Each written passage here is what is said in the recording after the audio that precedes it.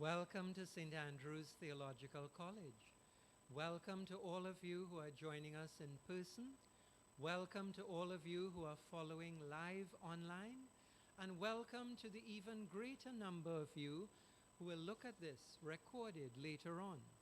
However it is you're looking at this, whether physically or virtually, we join together in spirit and in truth for this conflict management seminar as we think about what it means to be a leader in the church today, and as we think about how to enhance and to uplift and to advance our ministry in the church today through conflict management and conflict resolution.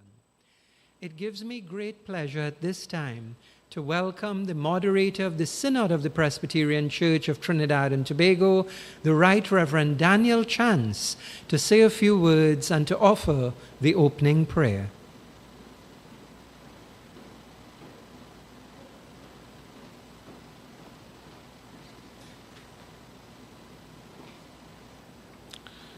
Good morning, all. I join Reverend Adrian Sunarine in welcoming all of you to this seminar on conflict management.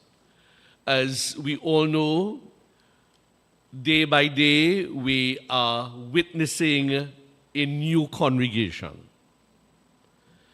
Some people are no longer coming to church to sing, to pray, as well as to read from the Bible. They are coming to church to find information, to receive knowledge as to how they can cope with the problems which they are experiencing. And as a church, as communities, the need exists for us to empower our people so that they themselves will empower others. So members, I welcome all of you, and I invite you all to unite our hearts in prayer. Let us all pray. Holy and gracious and loving God, you are regarded as the creator and sustainer of us all. God, you have placed outstanding qualities within every heart. And today, Lord God, as we meet to have dialogue,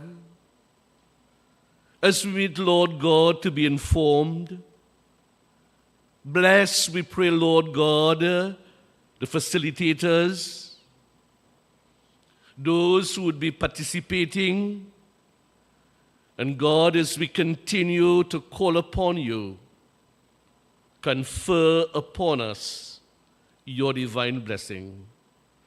Hear our prayer, for we pray in your name.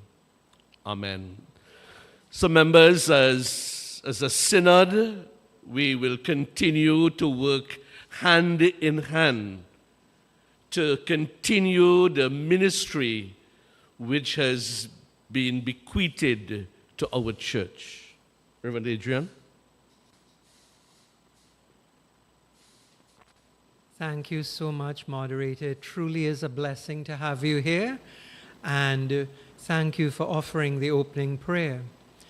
And now to bring us some introductory remarks is the person whose brainchild this conflict seminar really is, the immediate past moderator of Synod, the Reverend Joy Evelyn Abdul Mohan.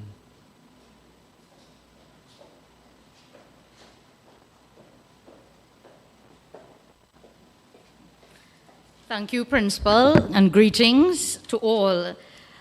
Moderator of the Synod, the Right Reverend Daniel Chance, and your family, our esteemed Principal, Reverend Adrian Sunrine, and of course, our esteemed guest speaker, Justice Vashis Kokaram, colleagues, faculty members, members of the Board of Directors, participants online, those in person here with us, sisters and brothers.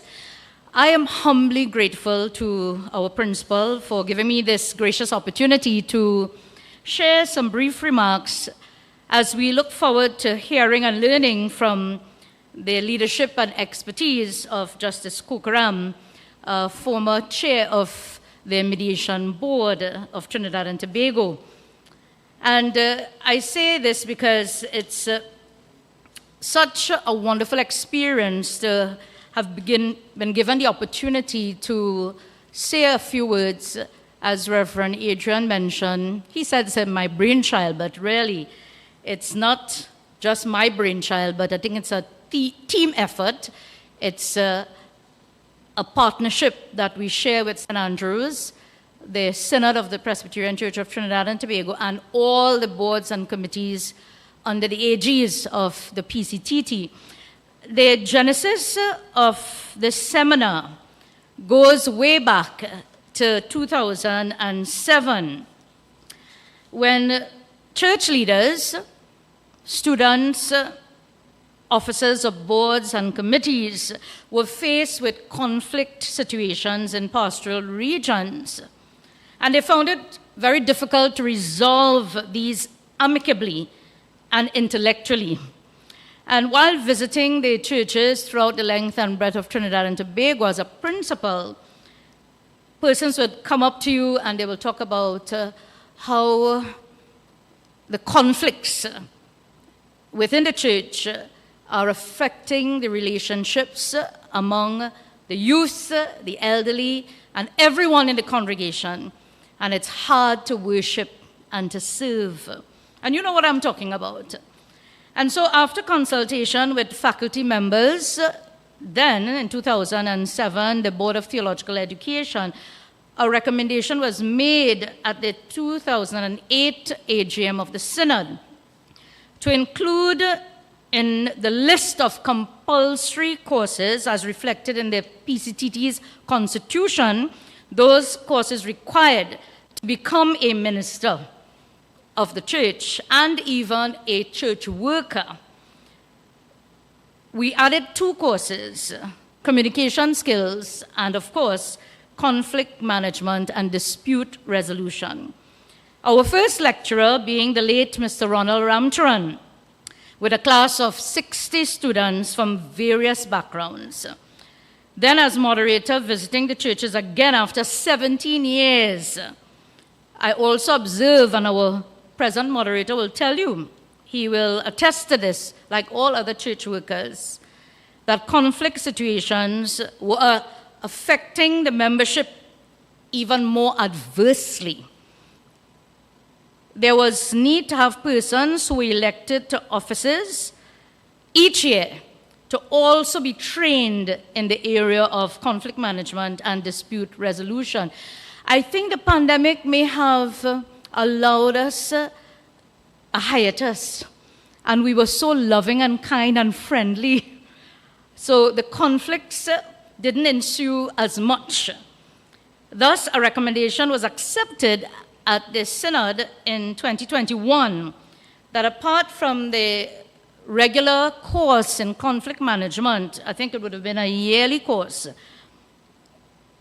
we asked that S.A.T.C conducts regular seminars and workshops, especially after congregational meetings have taken place early in the year, and that officers and members of the boards and committees, together with church workers, everybody from the local board, the session, the presbyteries, and all the standing boards and committees of the church should be part of a training session. In fact, I use the word mandatory, but the Synod took out that word mandatory from the recommendation, said it is advised. It is advised that, or advisable, that all persons should engage in workshops and seminars regarding conflict management and dispute resolutions. And so as I close, I join our moderator in reminding us that conflict is very much a part of our daily lives, but it needs to be managed in a dignified, Christ-like manner in the church. And I have no doubt that Justice Kukaram will do justice, no pun intended, as he shares his expertise and knowledge and as he employs the necessities of the various approaches and methodologies in resolving conflicts and disputes in the church. It's good to be back on a platform with these two esteemed gentlemen, Reverend Adrian and Justice Kokram. The last time I shared a platform with them was in 1985, when I was a student minister in Curep St. Joseph Pastoral Region, and where they were heavily involved in the youth group, and we had our first regional youth assembly. So now you know our ages, the three of us. And so, in conclusion, we are called to be magnets of peace, but easier said than done. I try to be one every day. But I want to remind us that Romans chapter 12, verse 18 says, if it is possible, as far as it depends on you, live peaceably with all. And when St. Paul says you, each of us, if it is possible, as far as it depends on each one of us, live peaceably with all. Let's be magnets of peace. And best wishes for a productive and life-changing seminar today. I look forward. God bless us all. Thank you. Thank you very much, Reverend Abdul. One of the great things about today, in person as well as online, we have quite a diversity of people from many different backgrounds, many different ages, many parts of Trinidad and Tobago, and a few who are following us from overseas. Able to relate to this wide diversity of people is someone I've known for quite some time. As you heard from Reverend Abdul, there comes a point in your life where you don't start to want to say how many years you know people. But his brilliance, his humility, his emotional intelligence, long before that was a concept, have led him to be someone who is not just respected, but admired and appreciated in many, many different sectors of Trinidad and Tobago. And now he holds the esteemed position as a Lord Justice on the Court of Appeal. And to facilitate our seminar, because he's not going to be, as you will see, a speaker as much as a facilitator, and you will see what I mean, as we all engage with Justice Vashish Kokram in conflict management. Join me in welcoming him.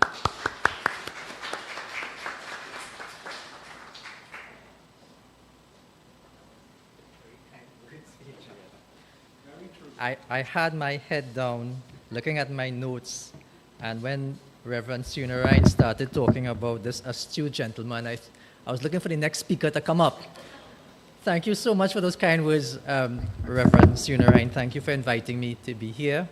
Thank you, Moderator Chance, for those opening words of prayer and those opening thoughts of empowering ourselves and empowering people. That's what we want to talk about today.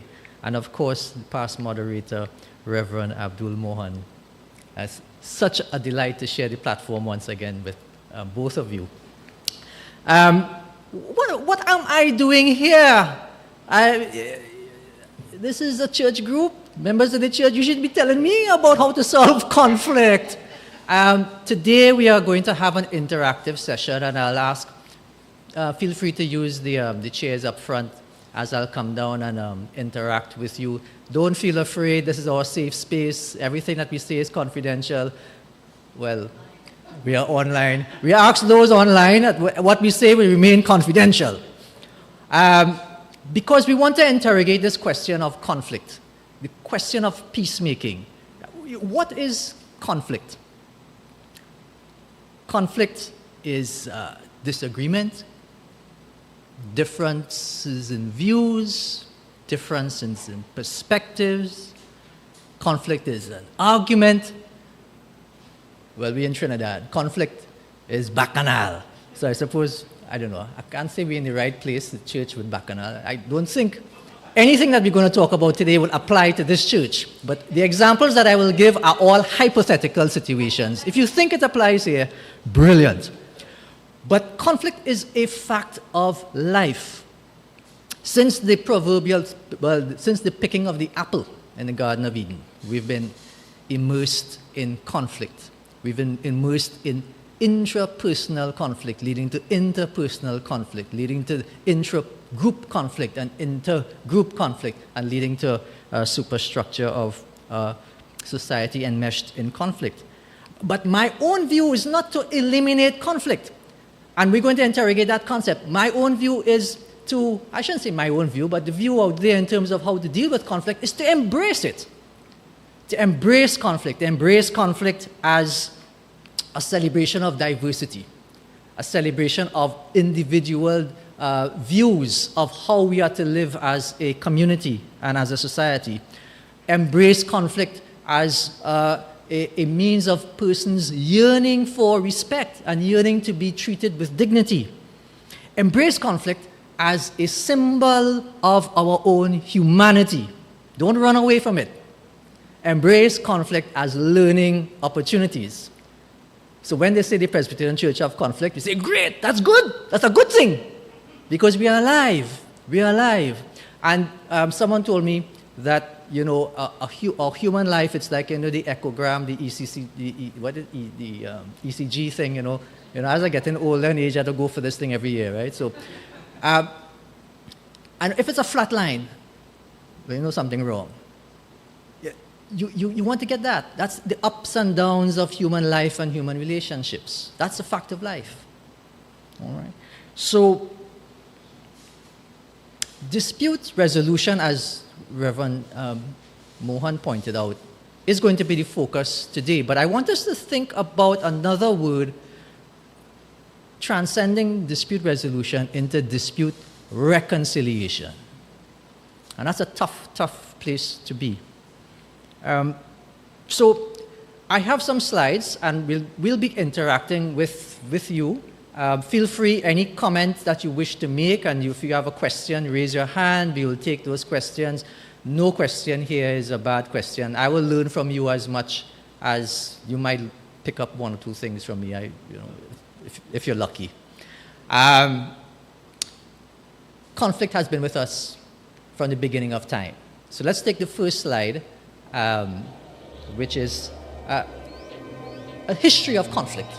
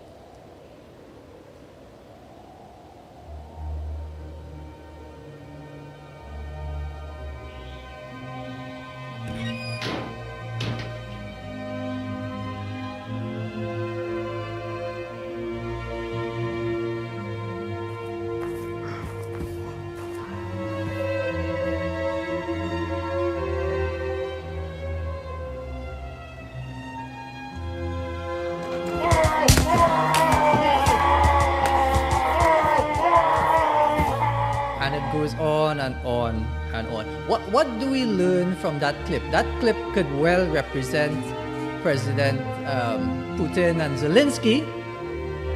But if you all want to whisper somebody's name, like, some elder or something, feel free to whisper in the pews. But I don't know if that's going on in the group.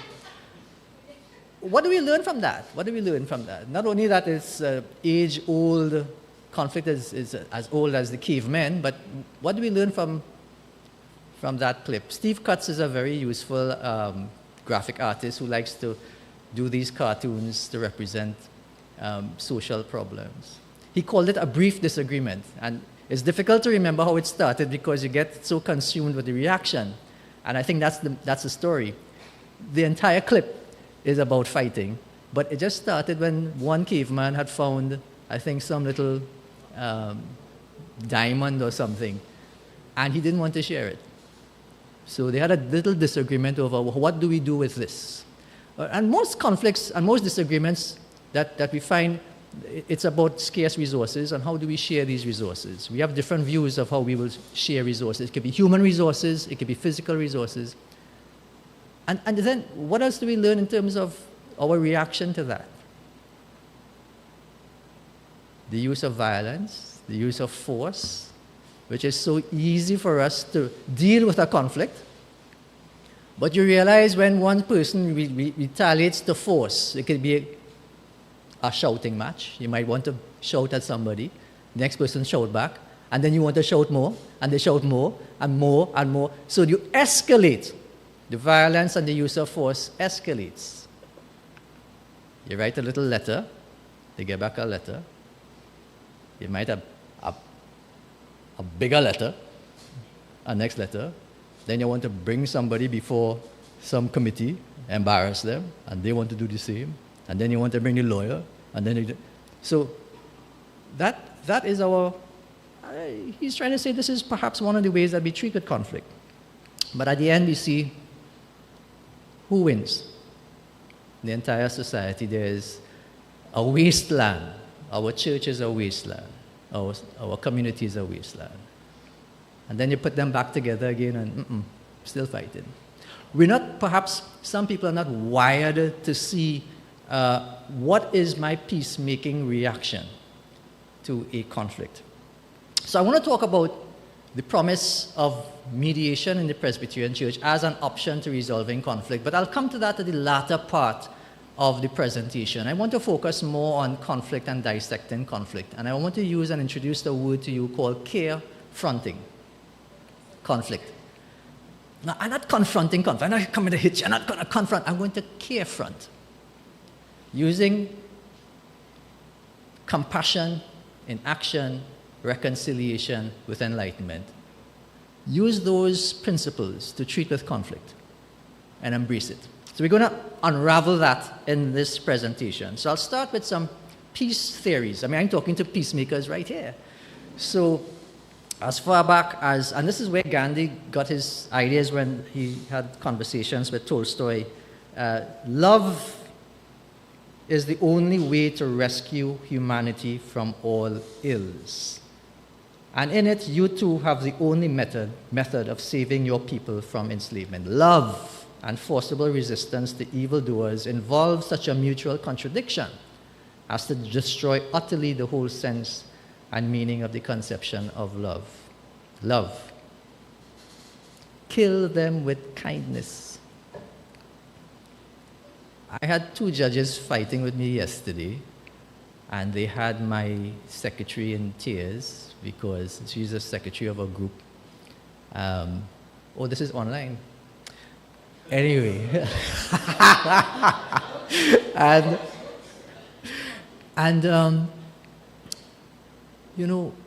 There's one way of dealing with that. Who's the bigger person? We're going to fight. But then I said to the secretary, let's deal with this with kindness. Let's show love. Let's show love. Diffuse the situation. Acknowledge that you're wrong, even if you're not wrong. Apologize. Soften things up. Seduce. And we find a solution. Because when we're angry, we stop thinking, well, We are thinking, but the rational side of our brain is locked off. Once we get calm, once we get to a state of calmness, and that's the key thing for any one of us in any meeting in the church, any elders meeting or whatever local board meeting you have. Calm, get diffuse situation, and then you start to get rational thinking. We're going to talk about all those things, but love. The next theory that I would introduce you to is a famous author in the Caribbean, Amy Césaire. Beware my body and my soul. Beware above all of crossing your arms and assuming the sterile attitude of the spectator. For life is not a spectacle. A sea of griefs is not a proscenium, and a man who wails is not a dancing bear. I use this for my judges as well. When we are dealing with persons coming to us with conflict, it's not your conflict. Fold your arms and watch them. When you're in the church, it's not, okay, let me stand on the byline and let's see how this thing look out. Now, let's see how this fight goes. In school, Adrian was not in my class, but in school, when you see a fight, you're in the sideline, fight. No. That's not how we're going to react to conflict. We embrace, we don't, we immerse ourselves in the humanity of conflict. So a man who wails is not a dancing bear. And all of these theories of love and of love in action, it should resonate with us as peacemakers. So it's no surprise that the church really is a ministry of peace. And these theories should resonate with us as we try to dissect conflict using principles of love and peacemaking. And I have some passages of our scripture. And when we dissect conflict and we start talking about mediation in the Presbyterian Church, I want us to start thinking about a different type of reaction to conflict, which is different from you would find in other, let's say civic society, because we have the tools. We have the main tool to deal with conflict. And if this was a civil procedure course that I teach in the Hewarding Law School, I would say everybody's supposed to have the Bible today, and the Bible for them is the new rules. Do you all have your Bible? I mean, we are peacemakers. These are our rules, so to speak. And when we look at our rules, now we have the phone, so I'll be asking you throughout the course to reflect. Go onto the phone and Google your scripture passages and see what aspect of scripture could give us guidance in this conflict. And the reason I'm doing that, I'm asking you to do that, is that the scripture is not just, a piece of paper. We're trying to actionalize this. We're trying to operationalize this. And that is the best way to do it, by looking at our human situation and applying aspects of our learning and scripture to it. So, for example, blessed are the peacemakers, for they shall be called the children of God. We know about that. Do not repay anyone evil for evil. Woe to the teachers of law. You've neglected the more important matters of law: justice, mercy, faithfulness. Wisdom that comes from heaven is first of all pure, that each loving, consideration, submissive, full of mercy and good fruit, impartial and sincere. Peacemakers who sow in peace raise a high harvest of righteousness. And we can go on and on. No one should seek their own good, but the good of others. We have the principles of peacemaking here. And as we go along, I want to challenge you to look into your phones and if you don't have your Bibles, and check to see what aspect of the scriptures we can use here. What heroes in our Bible are peacemakers that we can model, not ourselves, but even model groups with. And so it's no surprise that churches and church groups are looked upon by our society as the go-to persons to fashion peace when there's conflict in society. It's no surprise. You see that in Nicaragua, in Cambodia, in different parts of the world where there's heavy conflict situations. They look to the churches to send emissaries to negotiate peace. Wouldn't be surprised that in 1990 we had these two famous persons on our screen trying to negotiate a peace deal. Saved us all a lot of trouble. And of course, when you hear these stories from Nolly Clark, you know, he felt terrified going into the Red House and so on. And of course, I mean, he would have had to build his spiritual strength to deal with that situation. But it's no surprise, they looked to the church. All right. So what I want to achieve, next slide, is these four things. I want us to leave today with these four things. Understanding our reflex to resolve conflict. What's our reflex? Our instinct to resolve conflict. And then understand the promise of Christian peacemaking and mediation. I just want to focus on that because some of the readings I've been looking at in terms of mediation in different parts of the world in church groups, they've infused Christianity and Christian principles into traditional mediation schemes to fashion a mediation dispute resolution system unique to Christian peacemakers. Learn what can we do now to build a new culture of positive conflict transformation and work together on a blueprint. Just starting to think, just throw some ideas out on what will be your blueprint for tomorrow on how we can deal with conflict starting tomorrow. If anybody have an elders meeting tomorrow or a local board or secondary school board or what's my strategy, all right? And I want you to start thinking, while I'm talking, you start thinking about all the problems you're all having now with your groups and feel free to volunteer without calling names. And we'll see how we can unravel and develop a strategy. So first, let's understand our present reflex. And we have some slides and some videos to see, to test you. Now, it's early in the day, so and you all had your nice breakfast and so on, and I know you all are keen, attentive, very focused persons right now. So I'm going to test your skills and ability. This is a little competition. We're going to look at this screen. We're going to run this video clip. And it's Rajesh, right? I didn't tell you about... Rami?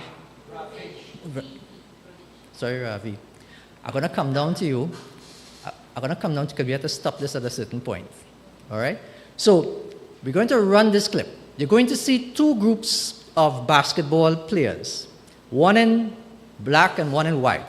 Focus on the group in white and count how many times the group in white passes the ball. Be very focused. How many times does the group in white pass the ball to one another? And the person who comes up with the right answer wins. All right? Okay, I'll be back. This is an awareness test. How many passes does the team in white make?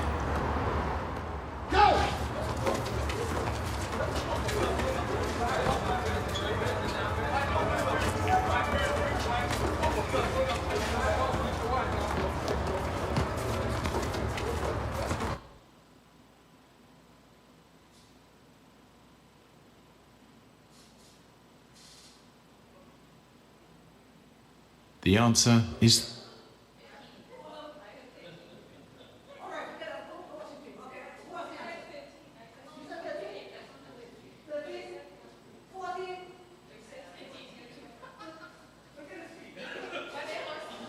Anyone has an answer besides 13? Not 14? 12? What's the answer? The answer is 13. So those who saw 13 who have to raise their hands. Right. How many? And those of you who had 13, did you see the dancing bear?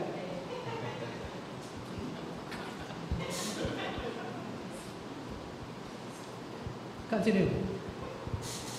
13. But did you see the moonwalking bear?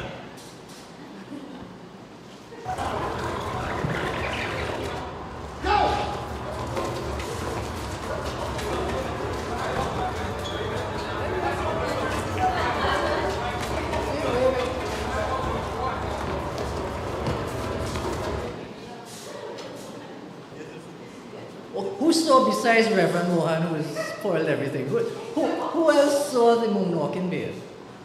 No one. But it was there. The realities, perspectives, difference in views, conflict. We could fight over whether that moonwalking bear was there or not. Let's take the next screen. Almost similar in making this point. All right, what image do we see on the screen? Do we see an old woman, a young woman, or something else?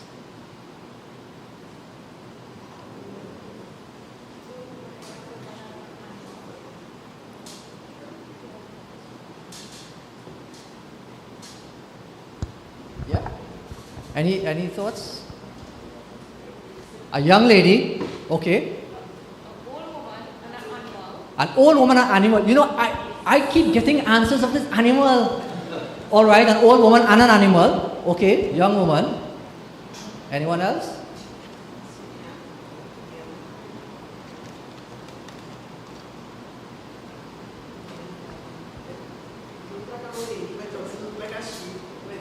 Looking like an old lady. It is an old lady. But what? Also a sheep. Okay, so it is an old woman.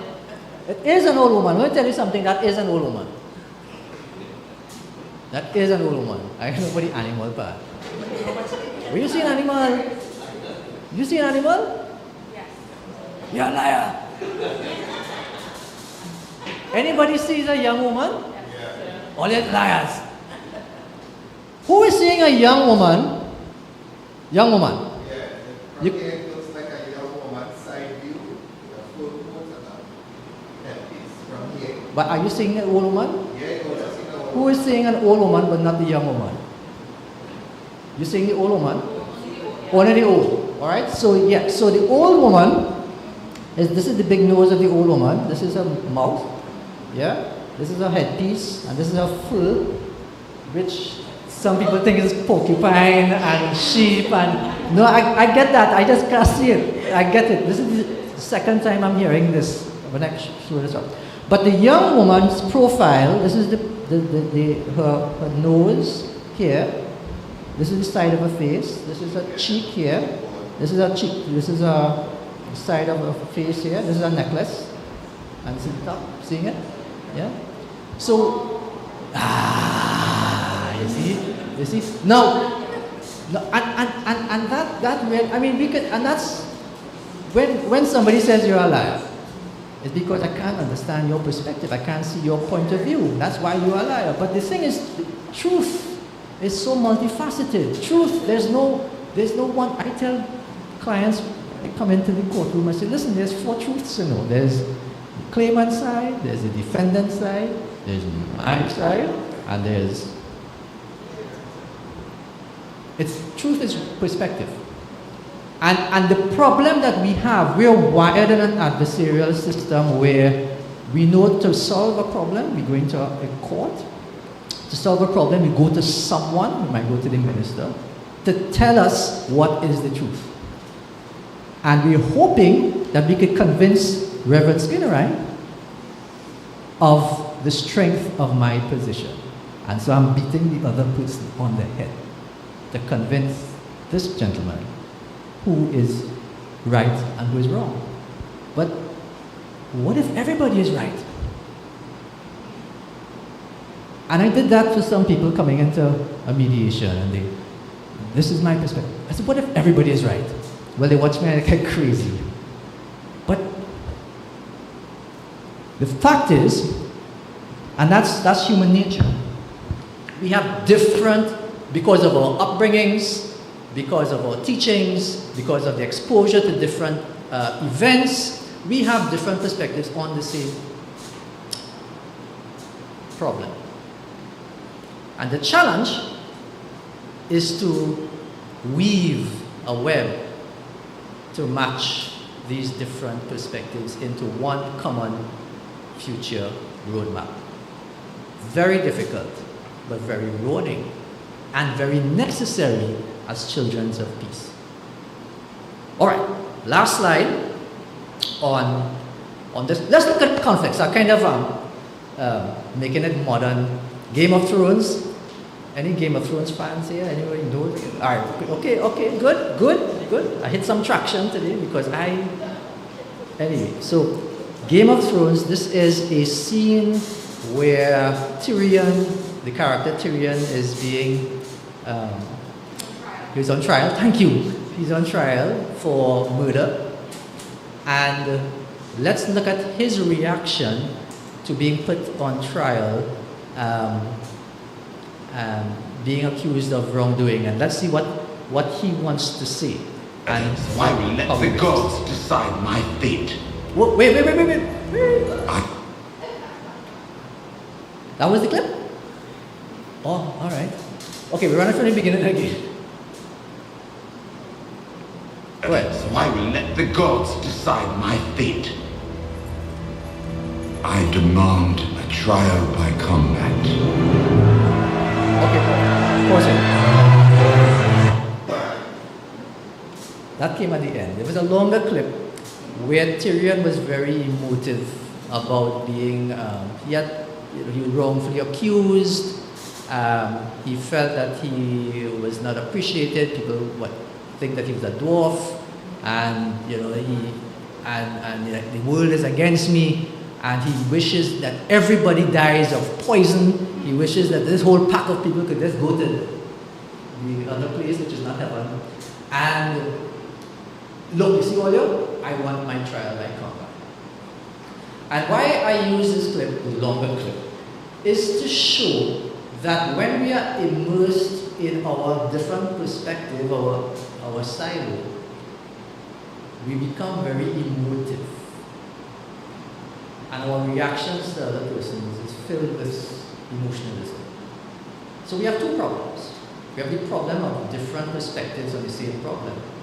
And we have another heavy problem of emotions. And when we are invested emotionally on a certain perspective, we have to use some very good skills of peacemaking to break deadlocks and to find peace. Okay? So those are some basic concepts with regard to some of our adversarial instincts, which is that we have one view of right. That view of right is tinged with emotionalism. Another aspect of our problems of conflict is that in our society, we live in an environment of distrust. And in this essay, a novel by Banfield, he wrote about a village that was mired in distrust. No one trusted each other. There's a village in Italy in the 1950s. And the villagers didn't trust anyone. No one trusted anyone's motives. Altruism and charity were treated with the greatest suspicion and scorn. Neighbors could not pool their limited resources to provide for more efficient farming because of the assumption that other persons will take advantage of the other. So unable to move forward, they began focusing their energies on making sure that others don't get ahead. That hopefully doesn't sound familiar. I doubt it sounds familiar. If I can't get ahead, you can't get ahead. So a farmer who planted 6 fruit trees on the morning woke up to find it destroyed. Fathers taught their sons, don't disclose the truth of what you own. It would be an invitation of theft and vandalism. So I will live in poverty. The mayor turns down help from others from abroad for fear that he is asked how much you keep for yourself. So that was a cycle of mistrust and distrust that led to the society cannibalizing itself, where there could be no leaders and no followers. So do we have in our groups in our church, this endemic feelings of distrust? And can we build a community of trust? A famous psychologist, Professor Hutchinson, told us at a mediation conference many years ago in Trinidad is a society of distrust. The only thing that we trust is that the other person cannot be trusted. That is the only thing we trust. You know, and we are in a sad state. We don't trust institutions. We don't trust the police. We don't trust this one. We don't trust groups. We don't trust individuals. So where are we going if we don't have that trust? So a key facet of conflict resolution is building and rebuilding trust. This is no easy. I mean, Jesus didn't say this was easier, peacemaking. But this is our mission. So, third thing of that's just laying down the concepts. You could call this a human paradox or Christian paradox. It's something that I used in a sermon for Mother's Day, of all places. You have these three interesting paradoxes that's going on at the same time. The paradox of man's law. For us as Christians, Presbyterians, we have give unto Caesar what is Caesar's and give unto God what is God. But what does that mean? What does that mean? Does it mean don't obey man's law, just obey God's law? Does it mean that we have to break man's law to obey God's law? Do we mean we don't have to have respect for the laws that we have? So what does that mean? Or does it mean that we have to infuse into our interpretation of laws? And I'm not even talking about the laws in our statute books. I'm also talking about laws in our groups, laws in our constitutions for different committees and in synod. Do we infuse into that a higher sense of spirituality and Christian understanding? So you have the black letter law and you have God's law, but they must find a way to live together. I remember right here, Reverend Mohan, Adrian remembered, I wouldn't call the Reverend's name, but when we were little kids at one of these little camps, I don't know why this Reverend was talking to us two little children. He doesn't tell you how exasperated the Reverend was, taking it out on two kids. And he was talking about some meeting that he was having, maybe synod or something, and he said, listen, everyone is only talking about the interpretation of Constitution, interpretation of Constitution, interpretation of Constitution. If we have to depend upon what is in the Constitution to know what is right, we are in a sad place. I remember that. That maybe helped me in my career path. It stayed with me. If we had to depend on what's in the Constitution to know what is right, we're in a sad place. I will just let that sink in. Paradox of instinct. Now, the paradox of instinct is what is our instinctive impulse as Presbyterians, as Christians? You know, we are supposed to be following these teachings, but what is our instinct as people when we are reacting to conflict? Very interesting. So, could we just demonstrate, maybe let's do a little role play and see how we are going. This is just to get ourselves blood flowing in the veins and so on. So let's ask you if you could pair off, just stand and just face the person next to you.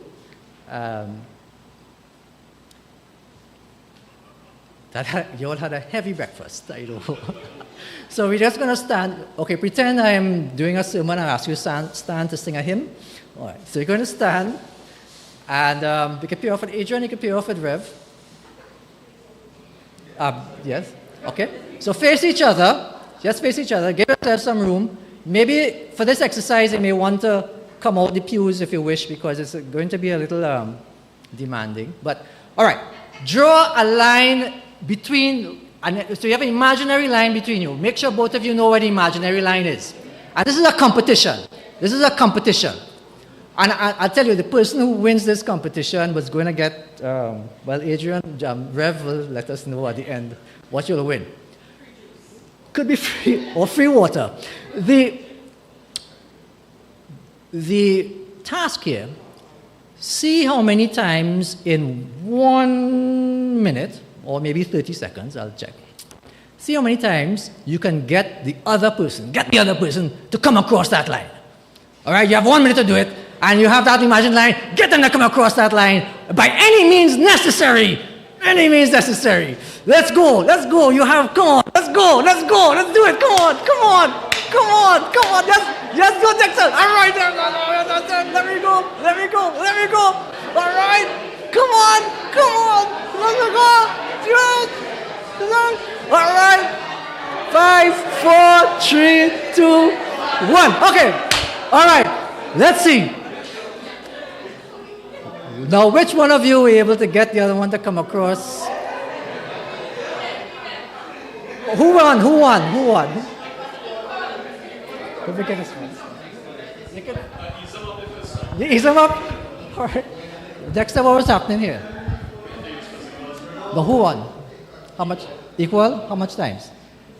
One each. One each on this side. How much? I wanted our agent to write for me something. So you have to cross the line if you have to write. Oh, so 0? 0. We have 0 here. What was going on? How much? 1? 1 each or 1? 1 for you. All right, fantastic. There was an equity on this side, 8 each. 8? Wait. Thank you, Reverend. 8? How much time? So it's okay. Okay. 1. You pull them over. None. 0 on that side and 0 on that side. Okay. That's good. Excellent. I think we are all winners, I suppose. Now, for those of you who says none, who said none, what was happening? Why no one crossed the line? Any thoughts? Very careful not to cross the line. We were being extremely careful not to cross the line because that was the instructions. And he was just being very careful and it never happened. Okay, being careful. Being careful. Being careful, all right. But you were supposed to cross the line. Well, okay, so that was, okay, interesting. Who didn't cross the line? Did you want to share why? Our line wasn't imaginary, it was this line. So he knew where he had to stay, and we just didn't bother. Oh, we didn't bother.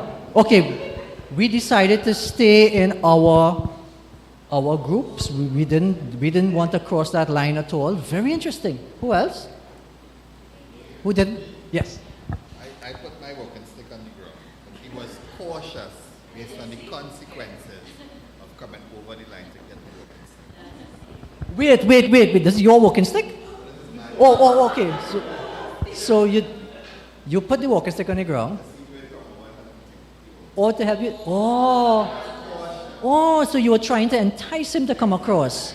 Very good. Okay. And for those of you who did get them to cross, would like to share.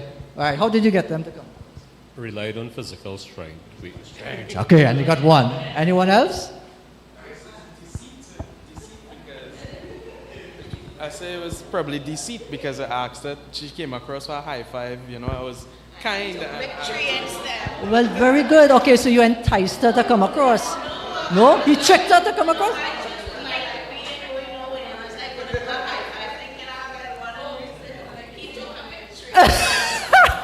Hey, this is really interesting.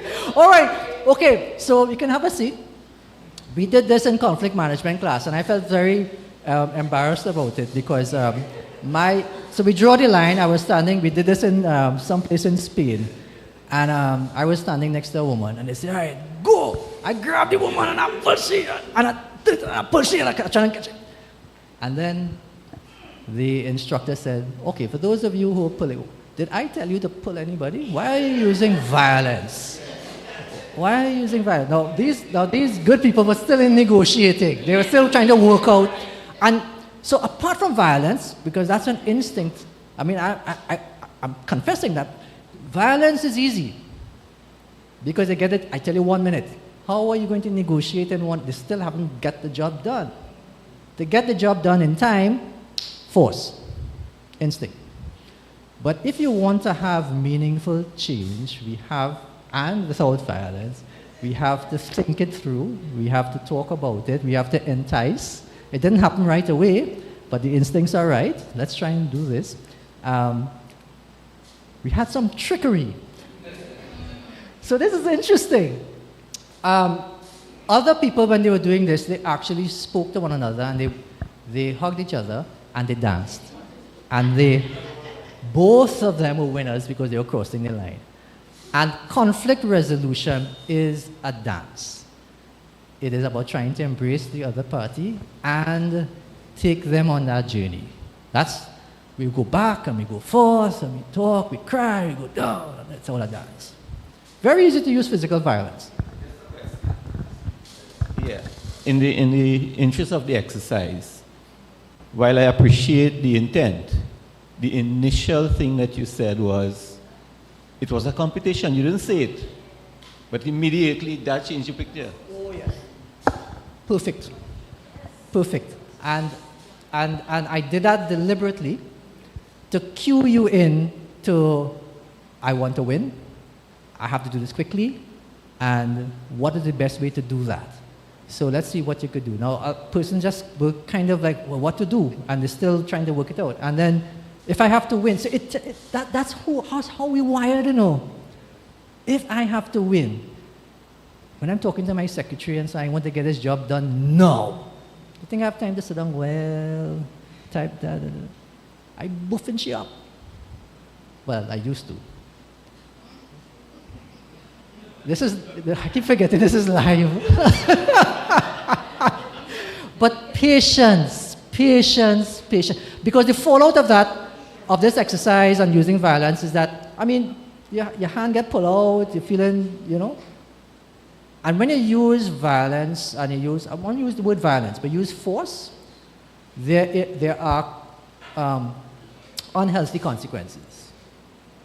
People feel offended, people feel that I haven't been heard, and then there's that disillusionment in the church that spirals out. So it's interesting, it's tough. It really is tough.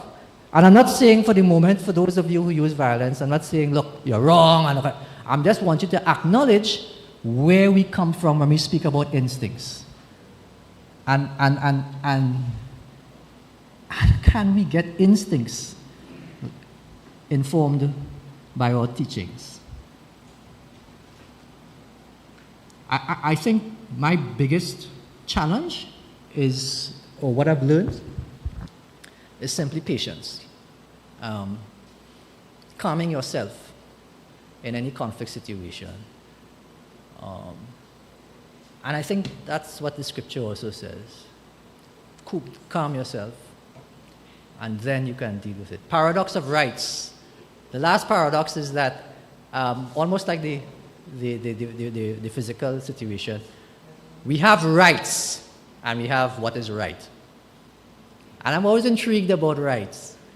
And the famous Jones case with the buggery law had, a big fallout with the churches who were against the amendment of the buggery law and so on. And then the groups who are advocating for equal rights, LGBTQI group,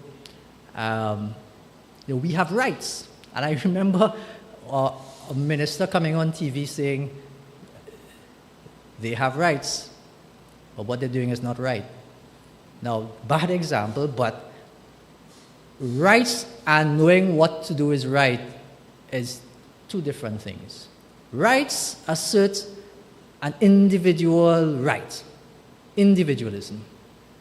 And my challenge is to marry that with the collective good.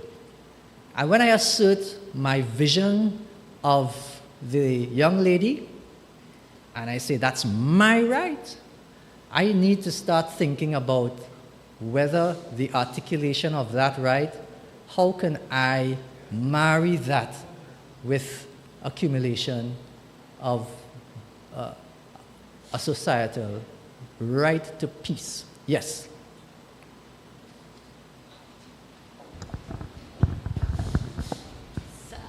Thanks, Justice. I think whenever I talk about rights, I always make sure and add the human rights. That's, I think, as a minister and Christians, human rights by law of course, is what we understand.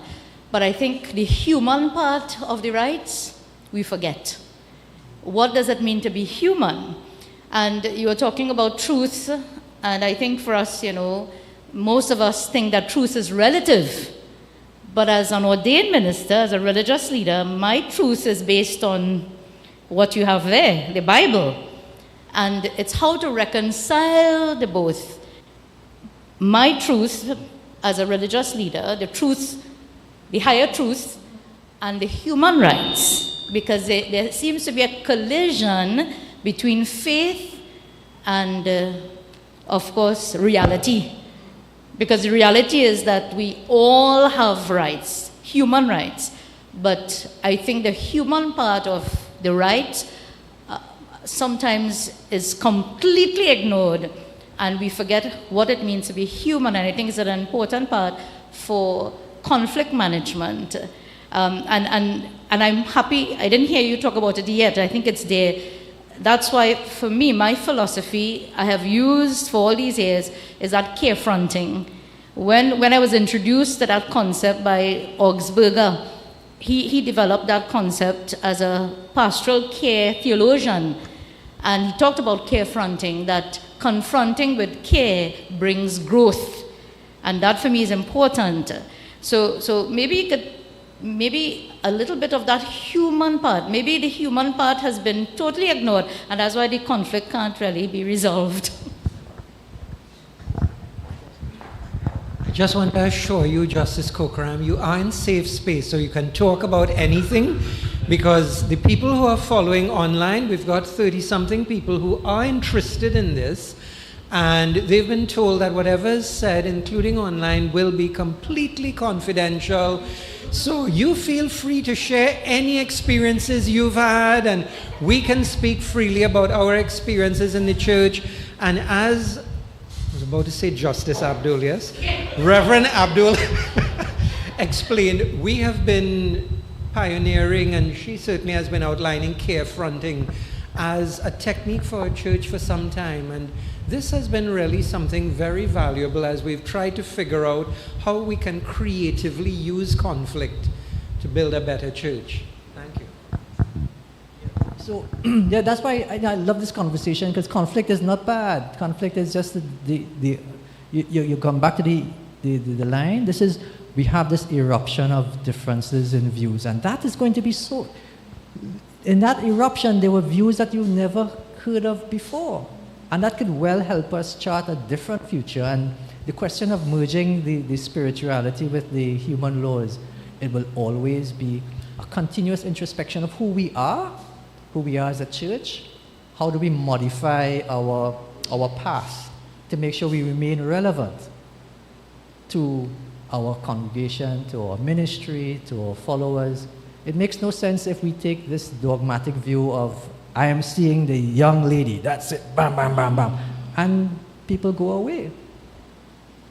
So how do we remain relevant? How do we care? And how do we demonstrate caring? Best way to demonstrate caring is to take a conflict situation and infuse love and humanism into any dispute or difference of views. So what else do we have? Right, so those are the basic tenets I just wanted to underline before we come to the other slides. Okay, so we come to some interesting parts now. Let's see conflict in the church now. Right, so Adrian has Reverend Suniran has just laid the foundation of this is a safe space. So I feel like like that group there, you know how you're trying to entice somebody to come across the line? I hope he doesn't grab me. All right, so what is conflict? Let's get a little definition. One definition, Augsburger is a good example.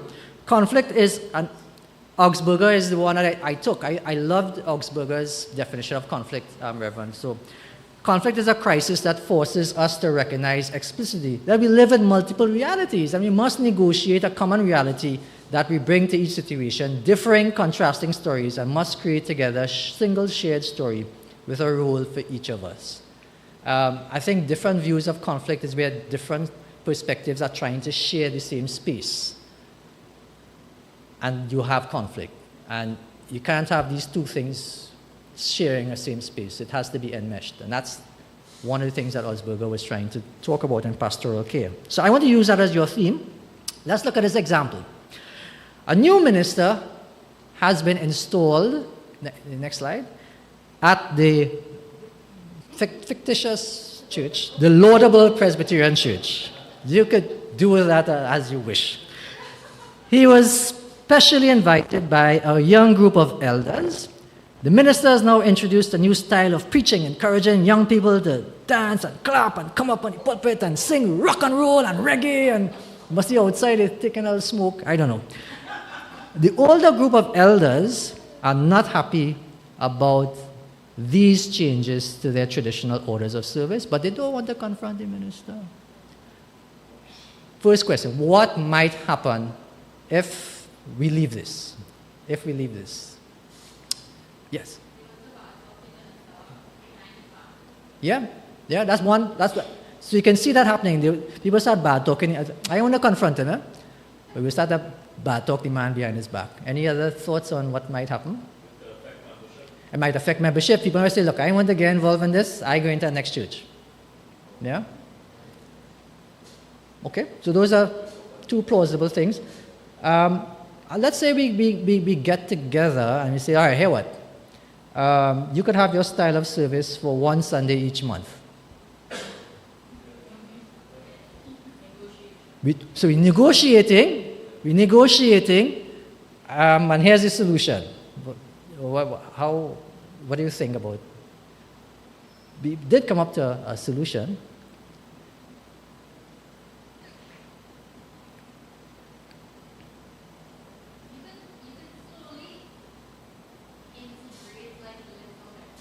Right. One thing. Yeah. Yeah. Yeah. Hit them everything. Yeah. Okay. So good. What's the name? Alicia. No, this is good because you're thinking through. Okay, how do I affect change? And that's a good response to say, okay, look, if you're going to affect change, you just can't just slap it in right away. So it has to be gradual. Gradual change is one approach, slapping change is another approach, but these are all different approaches to affect change. But the key thing is that we have to think it through. We have to think about what will be the fallout, what will be the reaction. And you're looking for a solution which is long-lasting. This could be a solution, but I'm not too sure whether it will be long-lasting. Yes?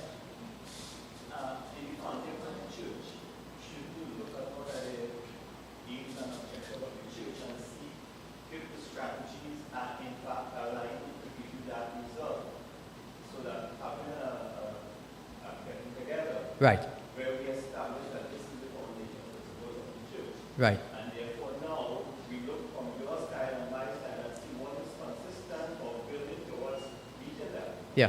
And clearly if there are some of them that we believe otherwise, some that may not be very different in how it affects things, but it can lead to people going the wrong way in the side. Understand what this is about looking at the purpose. Yeah. And to what extent is your method and our method meeting the purpose. Yeah. Yeah. Perfect. Yes, Rev? We could look at the church and the charismatic movement. Okay?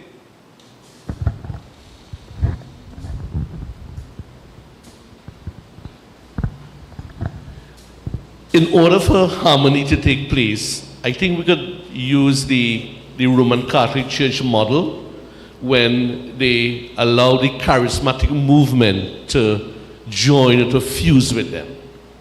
So on my right here we have somebody from Rock Road, a senior choir, conventional songs. But we have a junior choir now with the hill songs, the upbeat.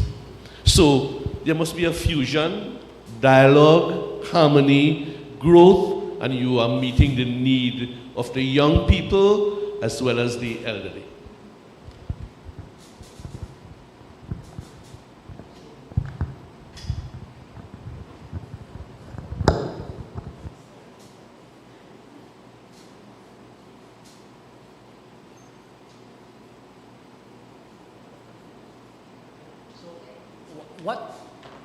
these are all valuable introspections. And in dealing with this conflict situation here, we started re-interrogating our purpose.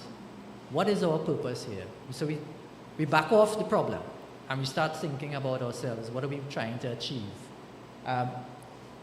And some of the concerns and some of the things that we want to achieve is growth and harmony. Not all, but those are valuable landmarks for a peaceful coexistence. And once you anchor yourself on these landmarks that you say, okay, look, these are our common interests, then we start raising solutions.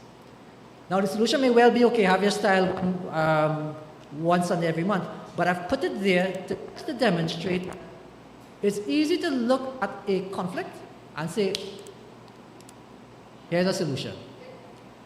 But it's more than that. You have to go back.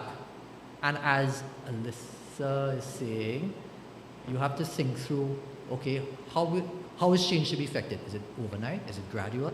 So there are lots of things to put into the pot. And it all comes back to re-interrogating our purpose. So fantastic, fantastic. So we learned from this already.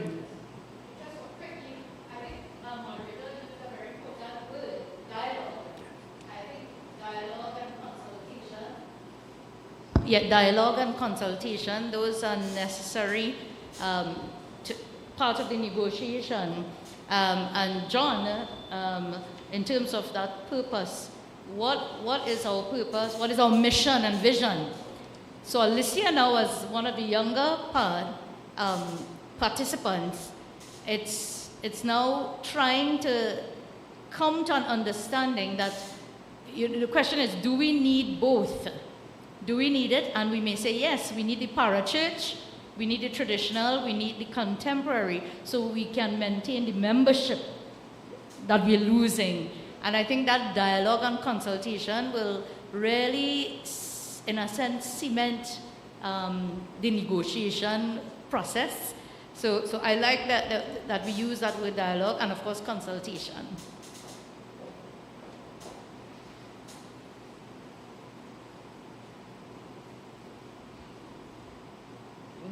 You know, consultation is such a loaded word.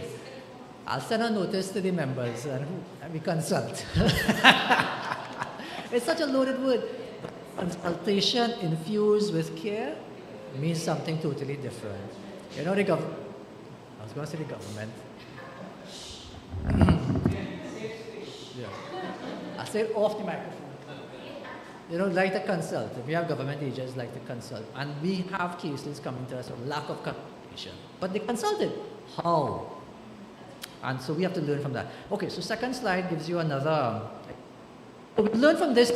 Look, don't let a conflict situation be unaddressed. We need to address it. Otherwise, there'll be a fallout. All right? The next one is some members in the church decide to build a new church hall to offer young people a safe place for their activities, offer extra services for congregation and community as part of their outreach program. Others argue this is not the time for the project as finances are low. We have other projects like new audio system, cutting the hedge or whatever. They also say already we have a community center for the community, so what you building this church hall for? Now neither side backs down, and old allegations of financial impropriety, which led to the poor financial state of the church, resurface, and the controlling nature of some members. This does not apply to us. These are all theoretical. No. So the question here is, we're not going to dig too deep in it. Just a simple question. Do we solve this conflict by deciding not to address the past conflict? Do you solve this conflict by simply dealing with the question of church hall or microphone system, and we deal with that conflict? Or do we have to go back and start talking about financial allegations of financial impropriety, controlling nature of some people? Will we leave that untouched so we could solve the conflict in front of us? We have 35 people who are elders and other interested people following online, and some of them have been making comments So and they could- having yes. interesting insights. One of the insights, they said, something you said earlier actually came out here, and you were talking about different backgrounds. And John, I hope you don't mind me pointing out, John here has extensive background with the government, Ministry of Education, curriculum, instruction, programming, and he's very oriented with those kinds of rules and regulations and procedures. And you asked something, and John said, well, the goals of the church, you know, we have to see how it aligns. And Alicia, I hope you don't mind me saying this, Alicia is actually, some of you, when you look at her, might think I've seen her somewhere before. Alicia is a creative and an actress, and she stars in Carib commercials and things like that. And she is a person of great drama, very involved in the church, but very much from an artistic, youthful background. So she talks about, well, when I think of myself and this background, that's where I come from.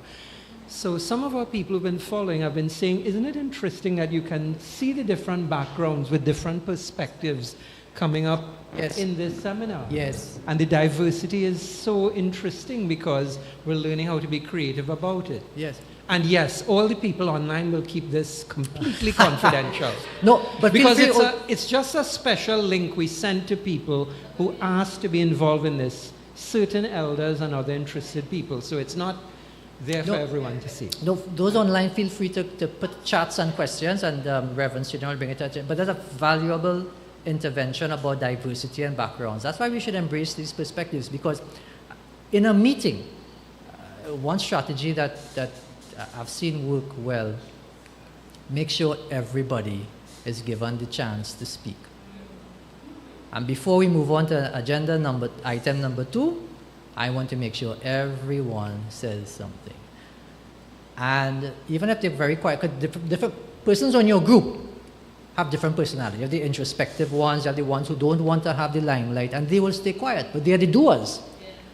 And if they are not on board, they will, be disenchanted. So everyone must have a say. I lost the other point on that. Everyone must have a say. And, I'm making all their life real hard now. Before we go into agenda item number 2, we all agreed on the church hall. Good. Rev, before we move on, I really do think about a church hall, no. So we have 11 fellas going one way, church hall, one little fella coming back. Rev, I want to go back 11 to 1, talk done, vote. We could vote and move on. But I find that, and I suppose in our discipline of the church, I think it is imperative to us to get that one person on board. It might well be, after that conversation, all 12 of us will now say mic system. So I always listen to the one dissenting voice. I value it because sometimes it's a check. Because that voice in our committee is not one voice. That voice has a backing. That voice has a family, it has a congregation, it has a circle. So if that one voice is not satisfied, it's not just one, it's 10. So when I come with my plan, 10 people already disaffected. As hard as it may be, can we get consensus as opposed to majority rule? I will just leave that for you. Yeah? So, right, next slide. Oh, so do we resolve the conflict? And so sometimes conflict emerges, which will lead us to deal with conflicts in the past that have not been treated, and we have to be strong enough to deal with those, going back to purpose and vision. All right, so unresolved conflict is a church killer.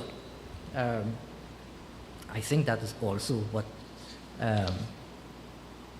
Augsburger had said. Disagreements about parking spaces today can easily become the church splits of tomorrow. Can you see that happening in our church? And we have different categories: power struggles, theological debates, conflict over finances, conflict between persons, miscommunications, and the impact we mentioned about followers leaving, diminishing congregational vitality, disillusionment, financial loss, and church splits. I mean, we can add to that list of the different kind of conflicts that you all are facing.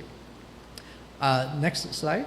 And what you find happening, so let's come back, for example, in that meeting, and we don't address the single concern of that introvert. There's an internal conflict that that person is seeing. He or she is seeing what's happening.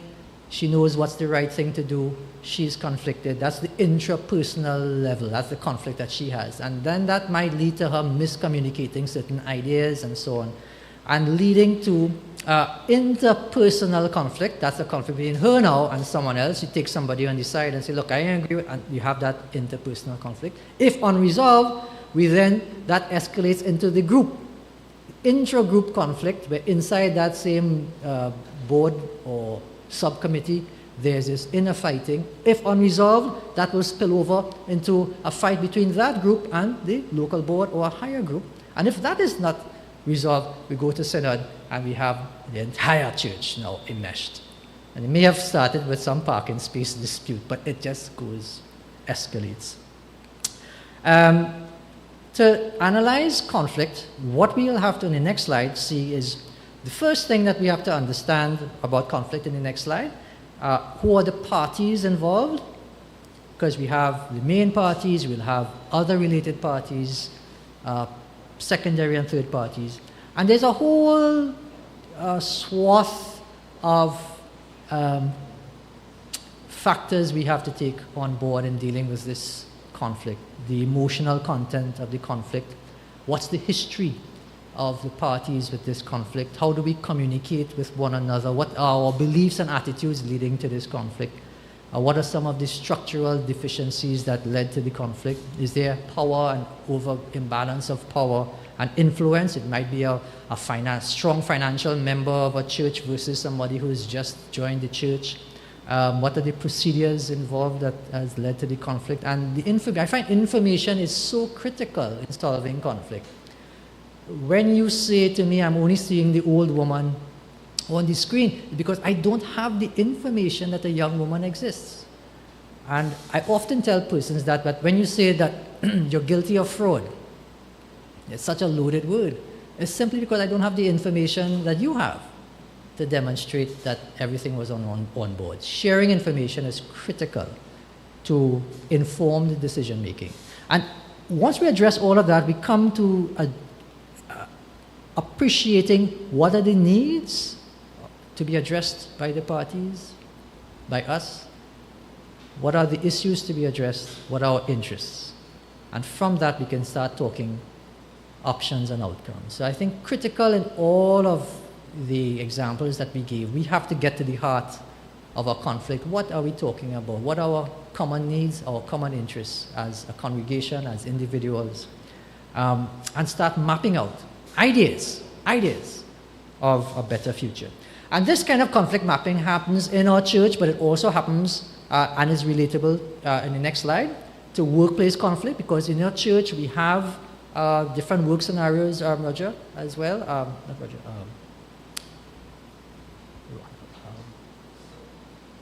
Sorry, I forgot his name. John. I call you Roger, boy. John. Yeah, so we have our Presbyterian schools, we have national school bodies, we have workplace that we deal with as in our Presbyterian sphere of influence. Different types of disputes, promotions, appointments, acting appointments, compensation. And if we deal with that with violence and force, in the sense of if we leave it untreated and say, okay, go to the courts, it'll be a burdensome on the administration, very costly, and we lose the opportunity to change proactively with care. So that's workplace conflict. Then we have conflict in our community amongst members in society. We have our members in the church who would have their own social conflicts, their own marital conflicts, their own disputes, totally outside of this church. How do we deal with that? Or do we ignore it? Or can we carefront those types of disputes? And then, of course, we have the big one, national conflicts with the church and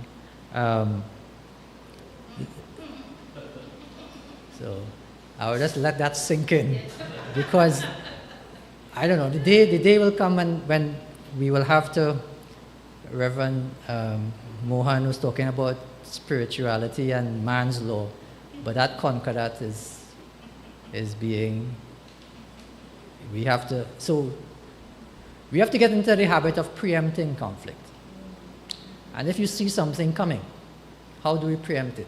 And that comes into visioning how best we can, as a society of peacemakers, set a path for our church to avoid potentially harming conflict.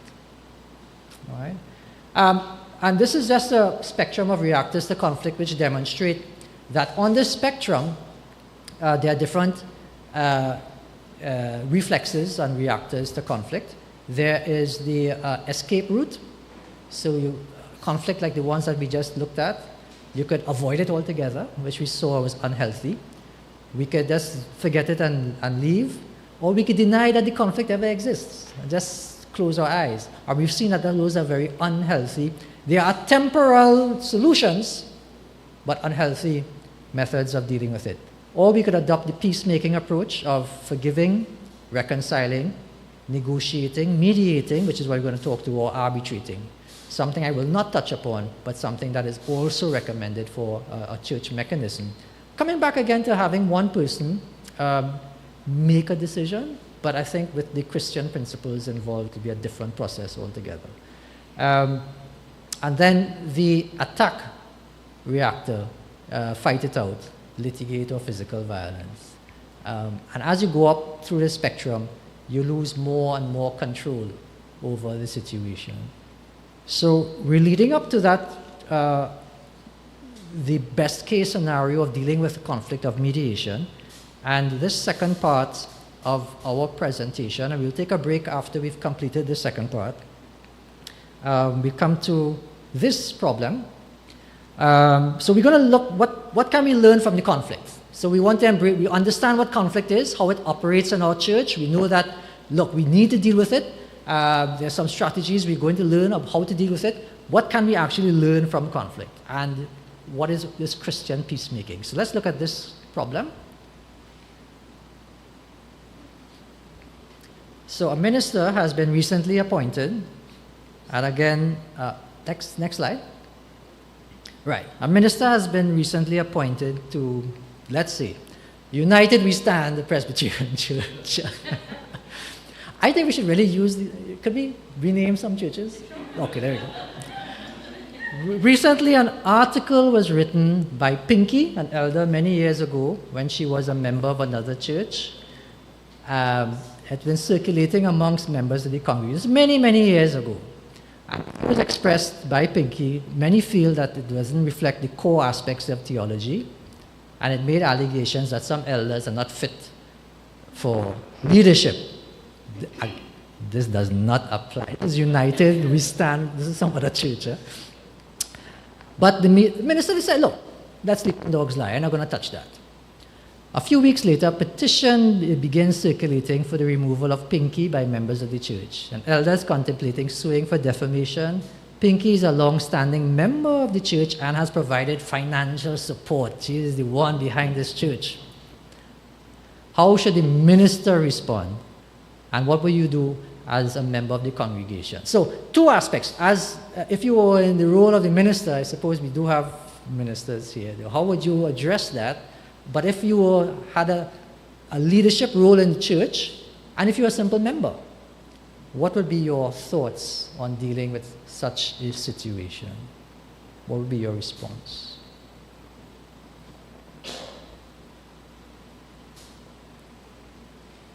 So we saw the reactors to conflict. We have the escape reactors, ignore it. Let sleeping dogs lie, leave it alone. We have the peacemaking option, or we have the attack option. So we could put those in three boxes that start there. Which option would we choose for dealing with this? And would it be different between a reverend, a leader, and a normal member?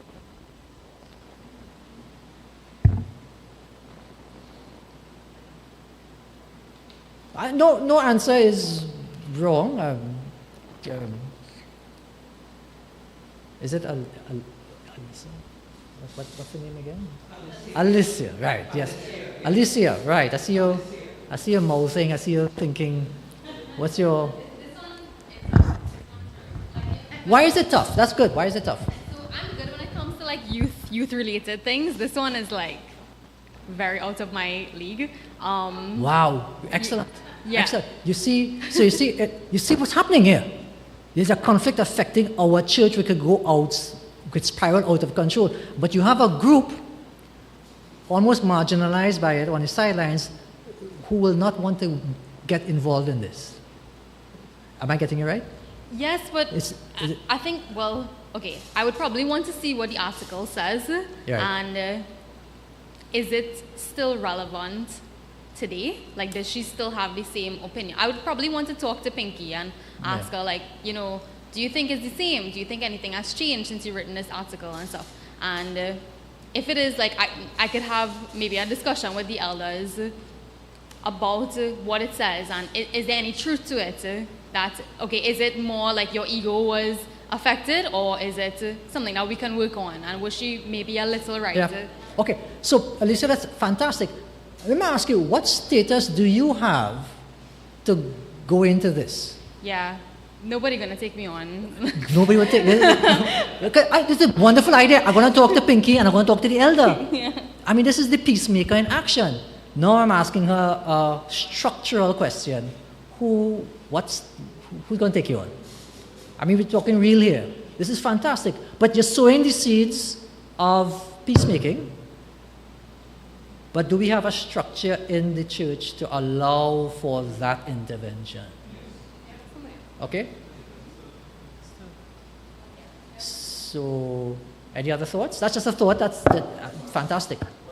Thought that you mentioned that Pinky is a long-standing member in the church. Supposedly she's the oldest member in the church, right? But she's also a heavy financial member. Yeah. So you don't want to touch on a nerve that Pinky would leave the church and the church suffer, because remember, we depend on finances. Yeah, well, see? Without finances, the church no, we're cannot being run. real here, you know. We're being very real. Now, Right. So it's a touchy situation now, because here you have a petition surfacing that the majority is against Pinky's stand. Yeah. But you can't touch on that nerve, because if Pinky leaves now, one, the reputation of the church is at risk there. And the finances of the church, what are we going to do? Yeah. So we really have to dig deep with this one, because this is a lot about purpose and visioning and missioning and privilege and power in the church.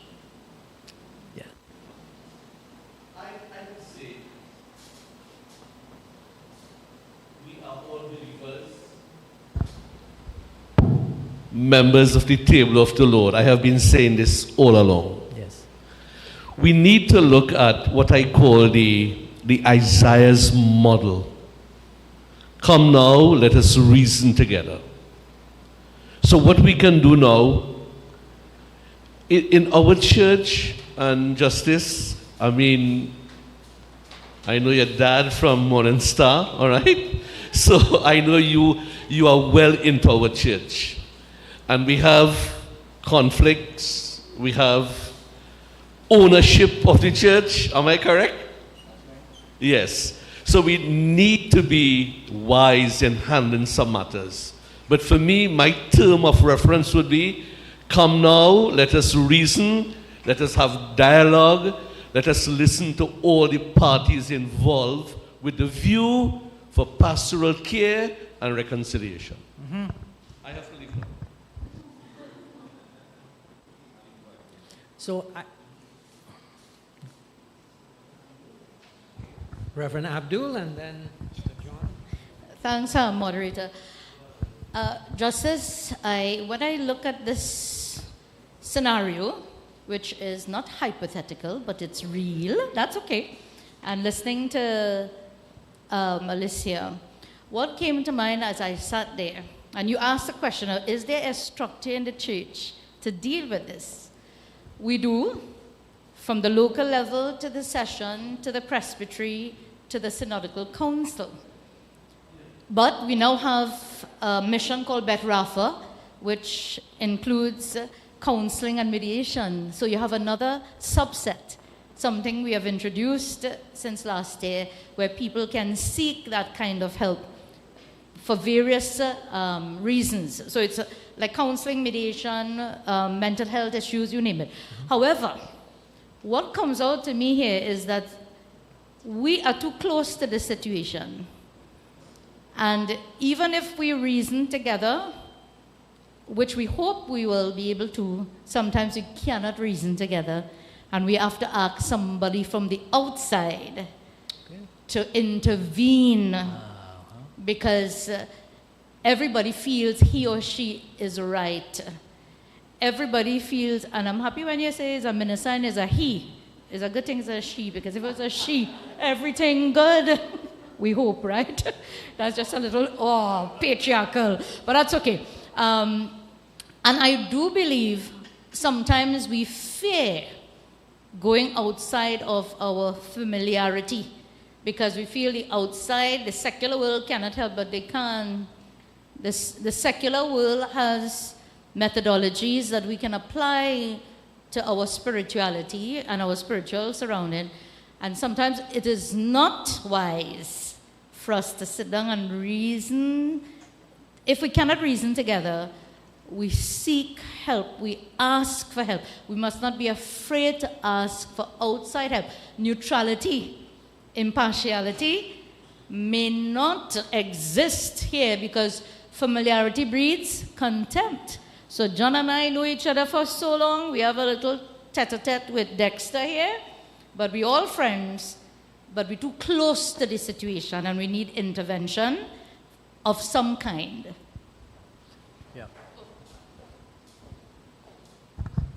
Just to add to what Reverend Abel was saying there, I think that based on the circumstance, seeing that it is a church-related situation, we have to make sure before heading outside of our domain for neutral ground, I think we have to look within the hierarchy of the church itself and see if there is any persons or institution that the conflicted persons have full respect for.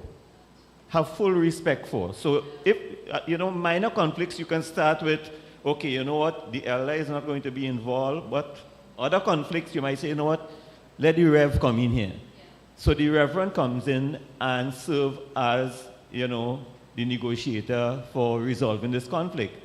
But if the members who are involved in this conflict in the church feels that the minister is partial in some way, I have no respect for you. Therefore, you start talking at that level and you realize that, okay, hey, you know what, even if it means, as our Right Reverend Chance came in there, even if it means that we have to bring down the moderator, but before getting out of the church domain, I'm saying, you understand? I'm saying, let us, so any church member should have ultimate respect for the moderator and believe that the moderator will give me the best.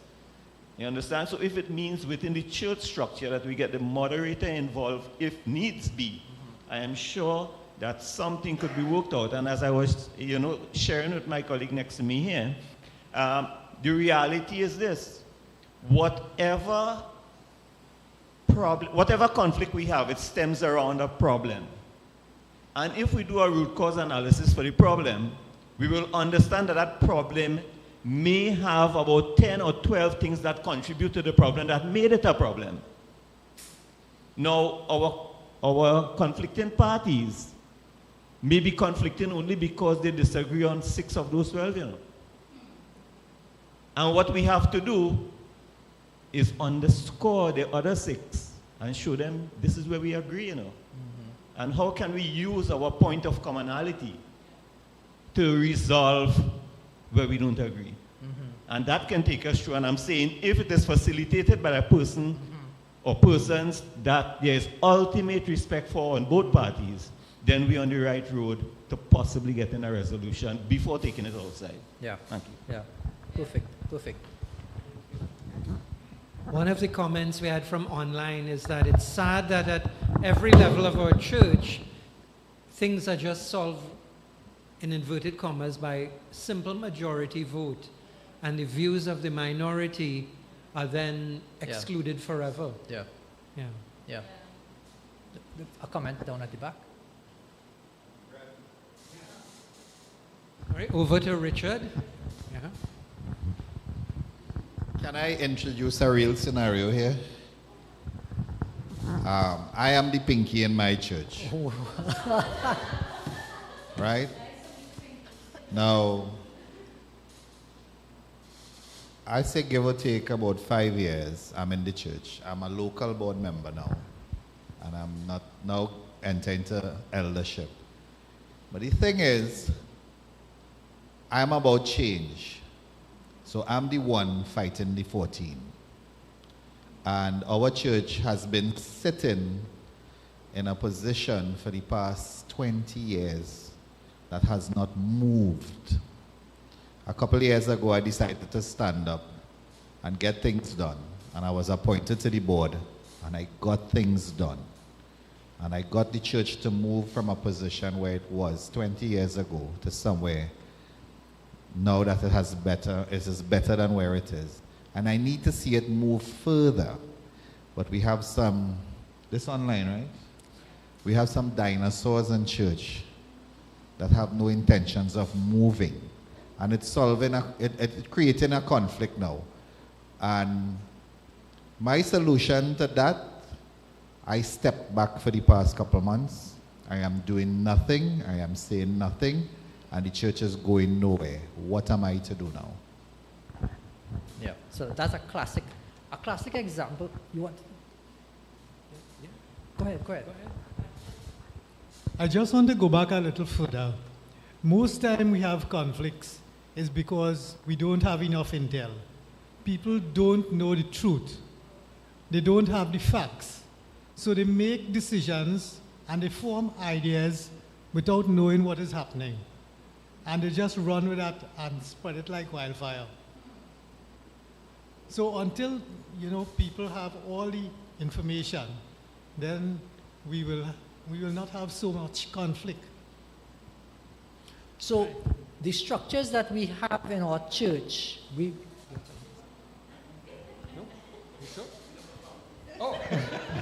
so the structures that we all got in the back, or you wanted to say something? I don't want to, if you will.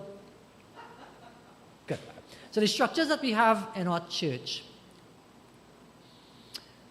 even though that we say that they do exist, it's now a question of what philosophy would the church now espouse to carefront conflict.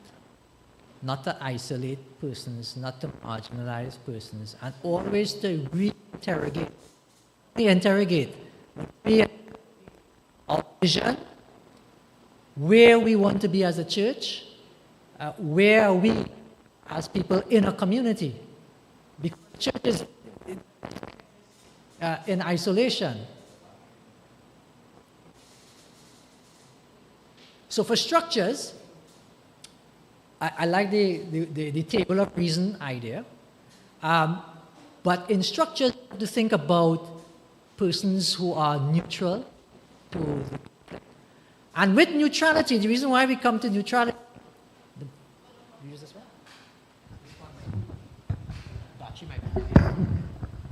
Yeah. Neutrality is important because of instilling respect.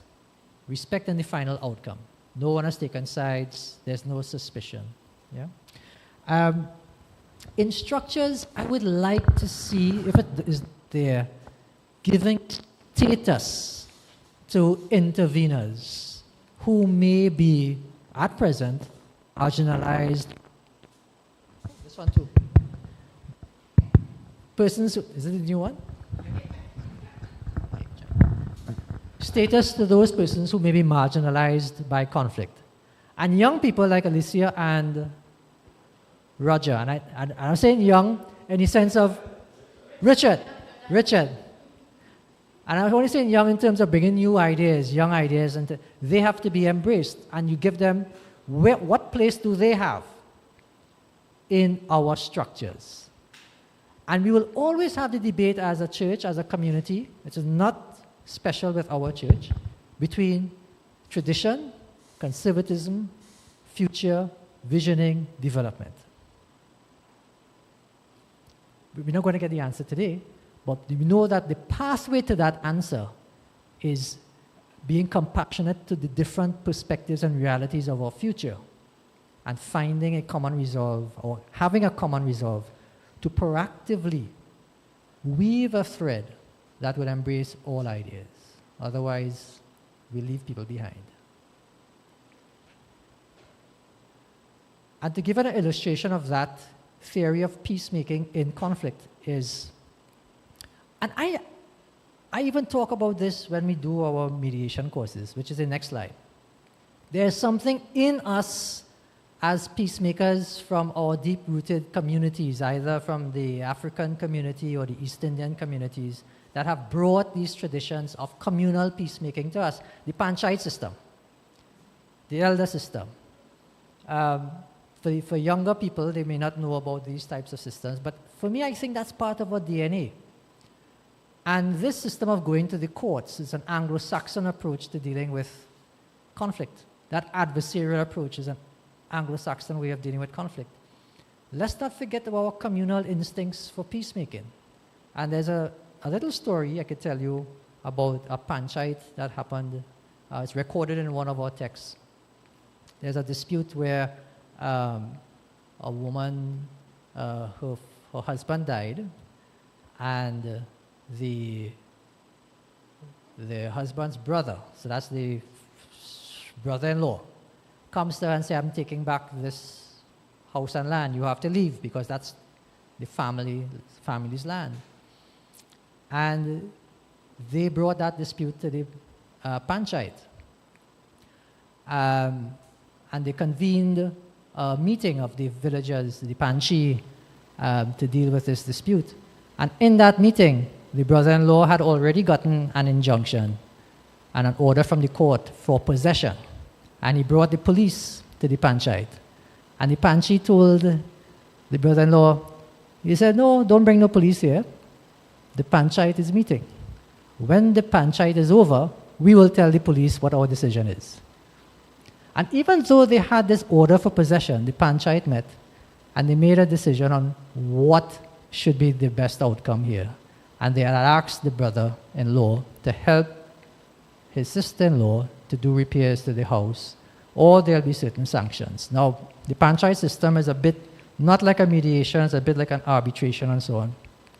And there are certain sanctions.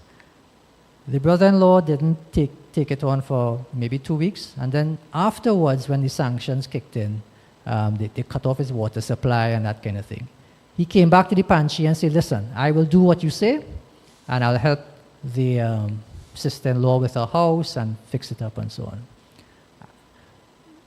The key to those instincts is that we talk about law, and we talk about our communal responses.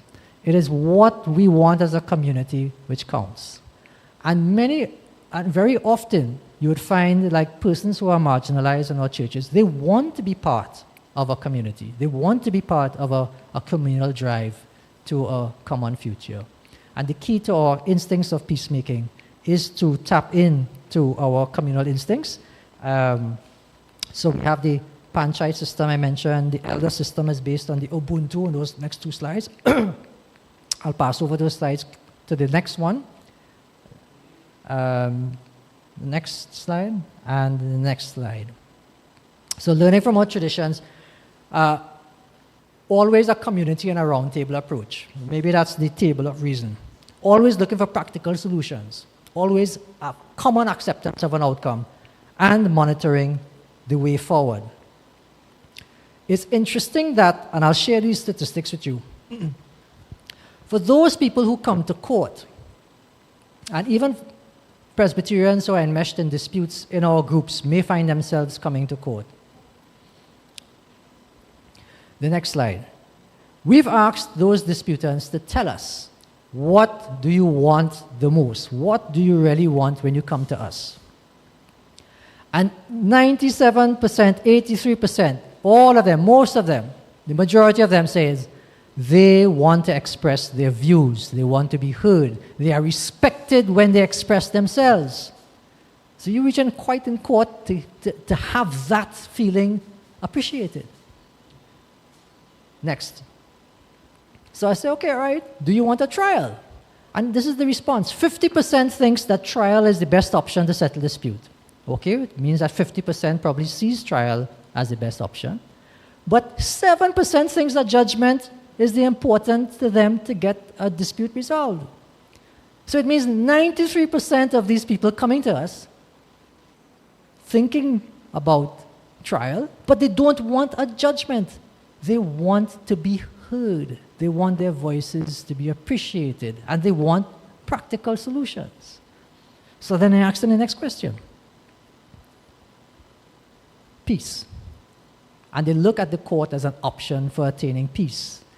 87% says it's important to explore peaceful options, and they prefer the same judge to talk to them about peace as well as do the trial. So that resonates with that communal instinct of working together with disputants to find peaceful outcomes. No one really wants that nuclear weapon of a judgment against them. They want to work things out peacefully with their voices heard.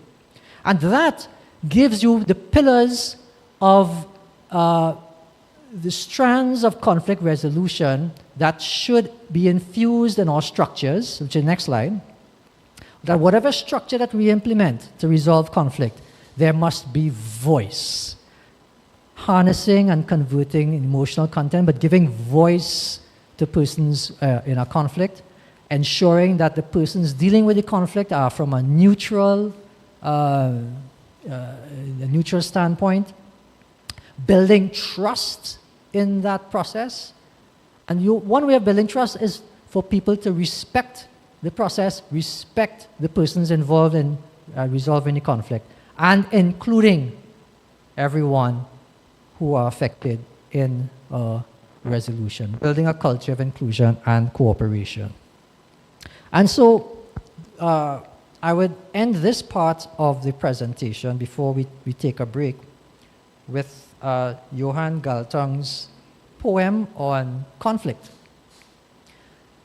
You cannot remove conflict from life, which we cannot.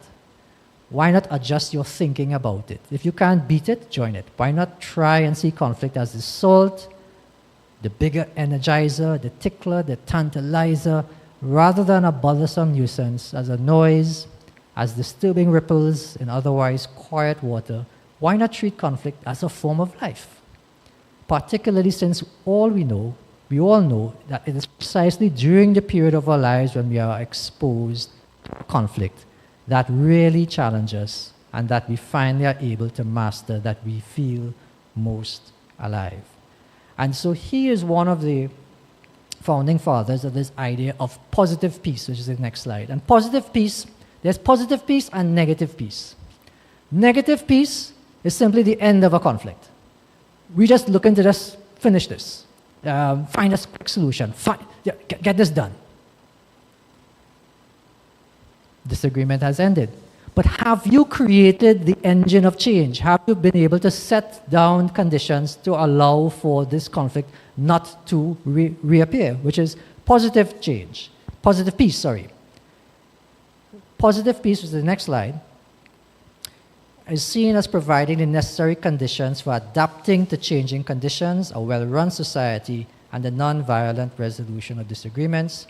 It's the guiding principle to build and reinforce attitudes, institutions, and structures to preempt conflict and help societies channel disagreement. I'm sorry to say that's why I think that the judicial system and our litigation system doesn't help you. Because our system of litigation and what we're focused on is a negative peace.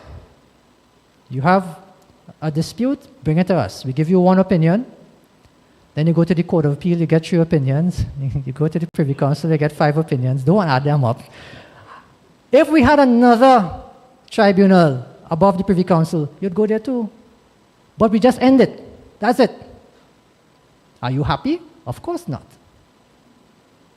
But we've ended it. And that's peace. But we focus on positive attributes to preempt conflict and set down conditions for change and appreciating the marginalized. Now we're talking peace. Positive peace. And the final slide then for this session would be care fronting. So the care features that from all that we've spoken about and how to deal with conflict in our church will be, first of all, to deal with a conflict through collaboration, working together, with compassion, trying to get consensus. And we can't sit idly by and just watch this dispute take its course. We have to be active, engage. And in engaging, we are trying to build relationships. You know, as Richard pointed out, we're trying to embrace and to build our, to renew our church in a new vision. Rehabilitate persons who need remedial action. And doing all of that with the enlightened view of ourselves and of our society through the Bible. And so again, I challenge you whenever we get a conflict to look back at the Bible, see where specifically we may get scriptures, Bible passages to help with this conflict. And being a peacemaker for us in the church as conflict coaches, either John or Alicia or Richard, Alicia or John. No, John, yes? Yes. I keep talking to these. What about on this side here? We have, what's your name, ma'am? Bianca? That's a lovely name. That is a name. That's a name. Bianca. Bianca the peacemaker. And the one at the end, down at the back. Yes, you raise that. Charlene and Cheryl. Sharon. And down at the last pew, Karina. Conflict coaches. The pause principle, prepare yourselves with patience, affirm your relationship with God, with our spirituality, with others, understand interests, search for creative solutions, evaluate options. Be empathetic when we're listening to people. Reframe negative thoughts into something positive. Make sure we have open communication. Be inquisitive. Like that question with Pinky, just keep digging, finding out more and more information. Guide persons, don't overpower persons if we want to be a conflict coach. Recognize the imbalance in power with the people that we are dealing with. And in doing all of that as conflict coaches, we set the right tenor for discussions. We're trying to build trust. We're empowering people to make the right decisions and use prayer and scripture. Sorry. You had an interesting point there about power imbalance. One of the things that Reverend Abdul noted earlier was a kind of gender, I don't want to say imbalance, but if you look at the composition of people here, as well as online, we have an overwhelmingly larger number of women than men. This is not always true when you look at the composition of bodies in the church, which often are more men than women. So is it that more men than women cause the conflict, and then to learn how to solve it, more women turn up? So you have that gender as well as power imbalance to think about. Any thoughts on that? We do, what kind of composition? We have a fairly balanced composition here in gender, right? Or could be. But I have gotten in trouble with this topic. You see he enticed me to come across the line and then he go pull me. I've gotten in trouble with this guy. I think, oh boy. Jesus Lord. I think women bring something more to the table to solving conflict than men. Could I say that?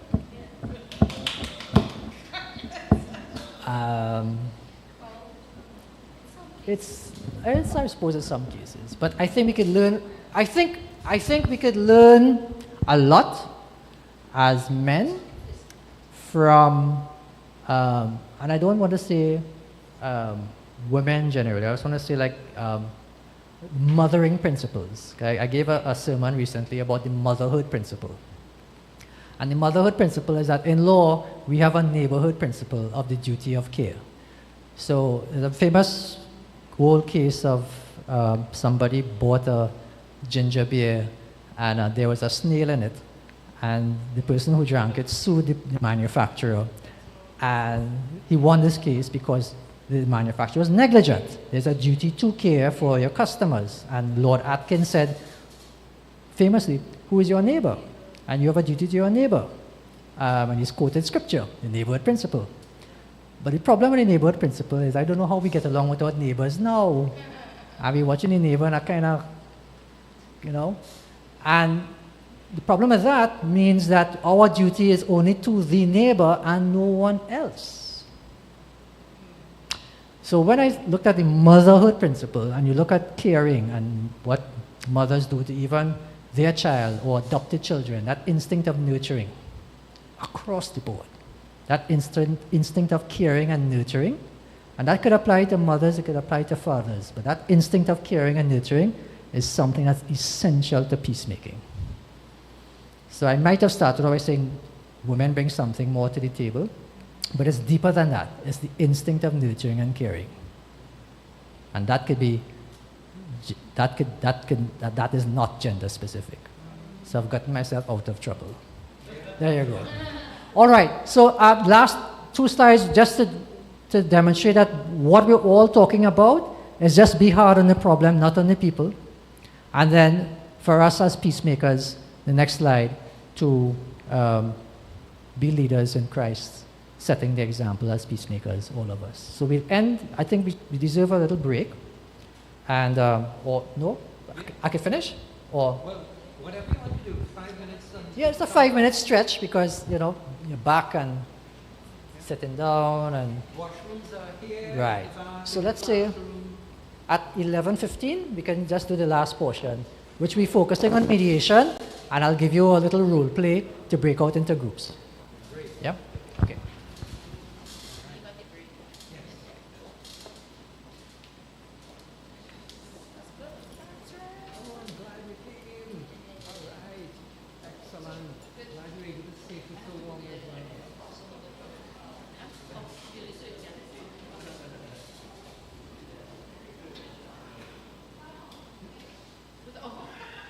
We also have a washroom at the front here.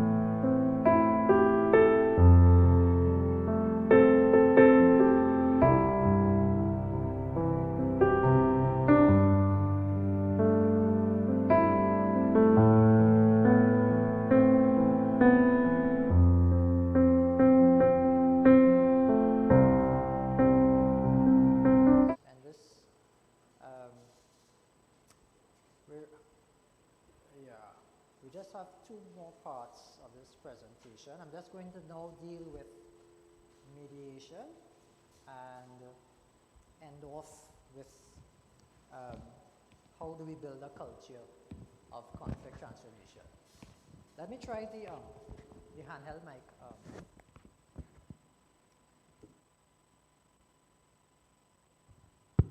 Right. All right. So,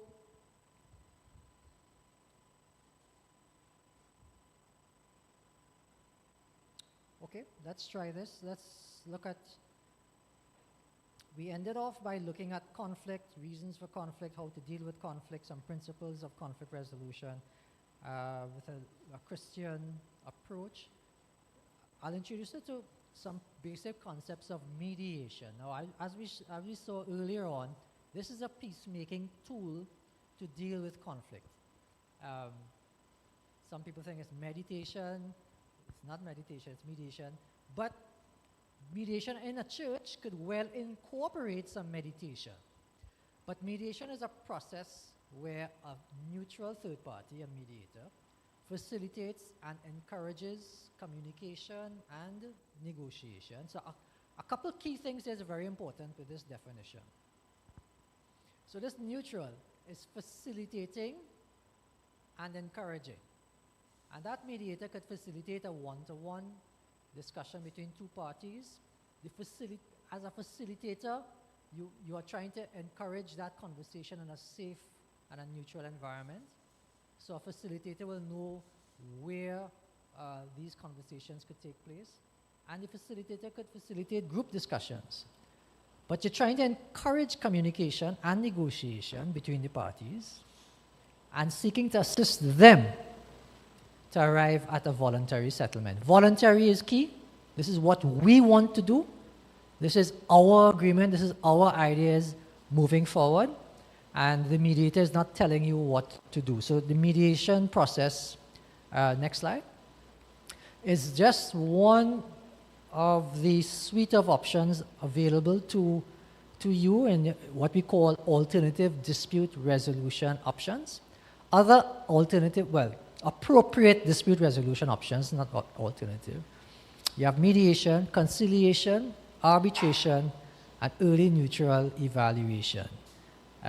For us in the church, we're looking at mediation as a tool, as a process choice to incorporate into our structures for peacemaking, for Christian peacemaking. And it can be done virtually or in person. Next slide. I like this definition of mediation from Kenneth Cloak. He saw mediation as the search for the invisible bridge that connects all of us. A poem of intention, a reweaving of souls, an opening through which we are able to glimpse the other naked and divine, a fierce life and death struggle of each person with themselves, a design for creating a different future, a gentle, responsive exploration of the space between us.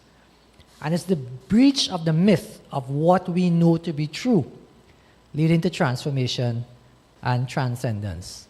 So, that's the ultimate aha moment in any mediation, that in your perception of reality in a silo is broken down to accepting a multiple array of different perspectives and finding commonality with your perceived enemy. It's important for us to use it in the church because it improves relationships. It avoids us using more powerful, harmful responses to conflict, avoiding adversarial systems over which we have no control. It allows for you to make your own decisions, self-determination. You own the process, and so you trust it. It helps the parties to identify in that conversation, in that safe space, what really am I talking about? We're not talking here about the fight in the car park. We're not here about talking about the church hall. We're really talking about future of the church. We're talking about mission. We're talking about goals. We're talking about growth. Deep concerns and interests, assessing those goals, help deal with the real disputes and treat with the emotional content. I'm happy to hear that you all have a mediation and counseling program, Because very often we have to deal with the emotional stress of disputants through counseling, through Christian guidance, through spiritual awareness. Mediation benefit as well, it's done at a very reduced cost or no cost at all. It expands the range of options from pure black and white solutions to a whole myriad of different solutions. And importantly, it's private and confidential. All right. So those are some of the benefits of mediation. The next slide. We see it as ideal for church disputes, and again, you have a mediation program. It's ideal for relational disputes. It's ideal for sensitive matters because it's dealt with privately, confidentially. And it helps with the organizational needs of any organization to have a mediation structure as it develops a more caring environment. So even though it may have mediation courses at the college, or you have that superstructure of mediation, I think every group, as small as from the smallest group in a church, could start thinking about how do we incorporate a process like this to help solve conflicts when they arise, so that a neutral person could come in. It could be from internal of the church, external from another region. It could be someone who's not even part of the church, in a safe space that's confidential, to look at the real needs of these participants and forge a new future. We sometimes talk about success rates of mediation. Mediation has a settlement rate of around 70% of disputes when we look at it at the Quarter Next mediation program. But for me, a success in any mediation is having the mediation. The success in any mediation is having the conversation. Because very often we would find ourselves involved in a conflict, and those conflicting parties, those parties in the conflict, never spoke to one another about it. They're either sending letters, they're either talking to this group, to side with the next group, but they never sat down to have an understanding of what this is all about. And so I think once we engage in mediation, one of the biggest tasks in a mediation is to get the other side to come to the mediation. And we'll talk about that. I mean, that's some of the things we can talk about. What are some of the enticements to bring them? If you're putting the walking stick on the ground or whatever, you have to entice them to come to this mediation.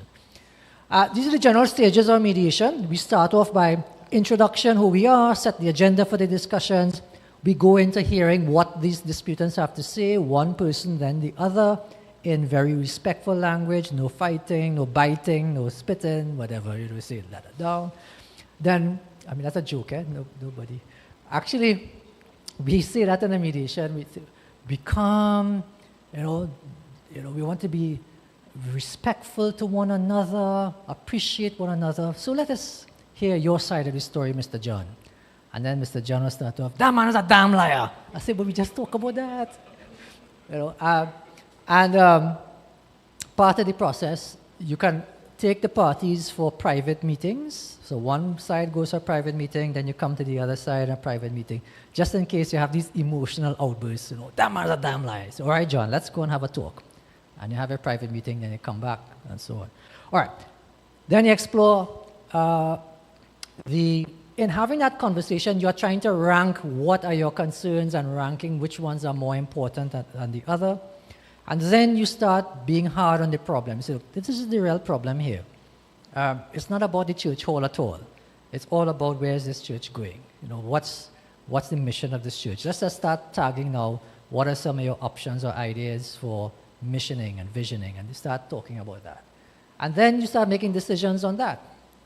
What are the best sustainable, long-lasting solutions on those ideas you've put on the table? And that's how you get to your agreement. It's a 6-stage process, but the key thing is flexibility for any mediator. And in a Christian type of scenario, you can call it, the next slide, you can call it the gospel, which is 1, 2, 3, 4, 5 stages. Greetings, opening, storytelling, exploring, solution. So you could probably use that as a tagline for your mediation, spreading the gospel. Next. Slide is... okay. So I'm just going to show you a little snapshot of a video of a mediation. It is a 10-minute clip. If you don't mind, we're just going to play this scenario to see what a mediation could look like. Now, this is a mediation of Ronnie and Kay. Ronnie is Kay's secretary, and Kay is fed up with Ronnie because he's always late for meetings, missing deadlines for reports. This could apply to a company. It could also apply to any committee work, any board work, and so on, or even in our schools. She's recommended that he should be fired. Ronnie is frustrated because he thinks Kay is an abusive boss, always harassing him, and he's made a request to be transferred out. Kay doesn't approve it, and she's pressuring him and want him to resign. And he said, look, you know what? I could sue this company for constructive dismissal and resign right away. So what are the options do you think would be appropriate here? Dismiss Ronnie and let him sue? Option A. Option B, let it go to court. And when it goes to court, then we go to mediation. Or option C, take the parties to mediation right away as the dispute emerges. Which one do you think we should use? Option C. So we're going to look at an example of option C and transport it into your church setting. This is a role play that we did, an example of a mediation that we've done, just to demonstrate the stages in a very, very small, a very truncated way, but it gives you a sense of what could happen and what is done. And think about how that could be used in our structures.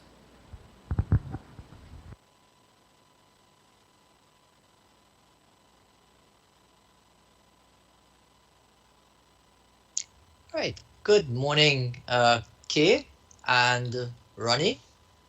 Good to have you here. How are you all this morning? Good morning, sir. I'm fine, thanks. Good morning, sir. I'm fine. Good, good. Now, I spoke to each one of you before today's mediation session, just to get a bit of a better understanding of what brought you to mediation and to explain the process. So for this morning, I just want to emphasize three main things. All right. First, as I explained to you, my role as a mediator is to help you have your conversation and to learn more about the different perspectives about your dispute and to help you find a solution to that dispute. All right. And second, consider this little room, this virtual room, as your safe zone.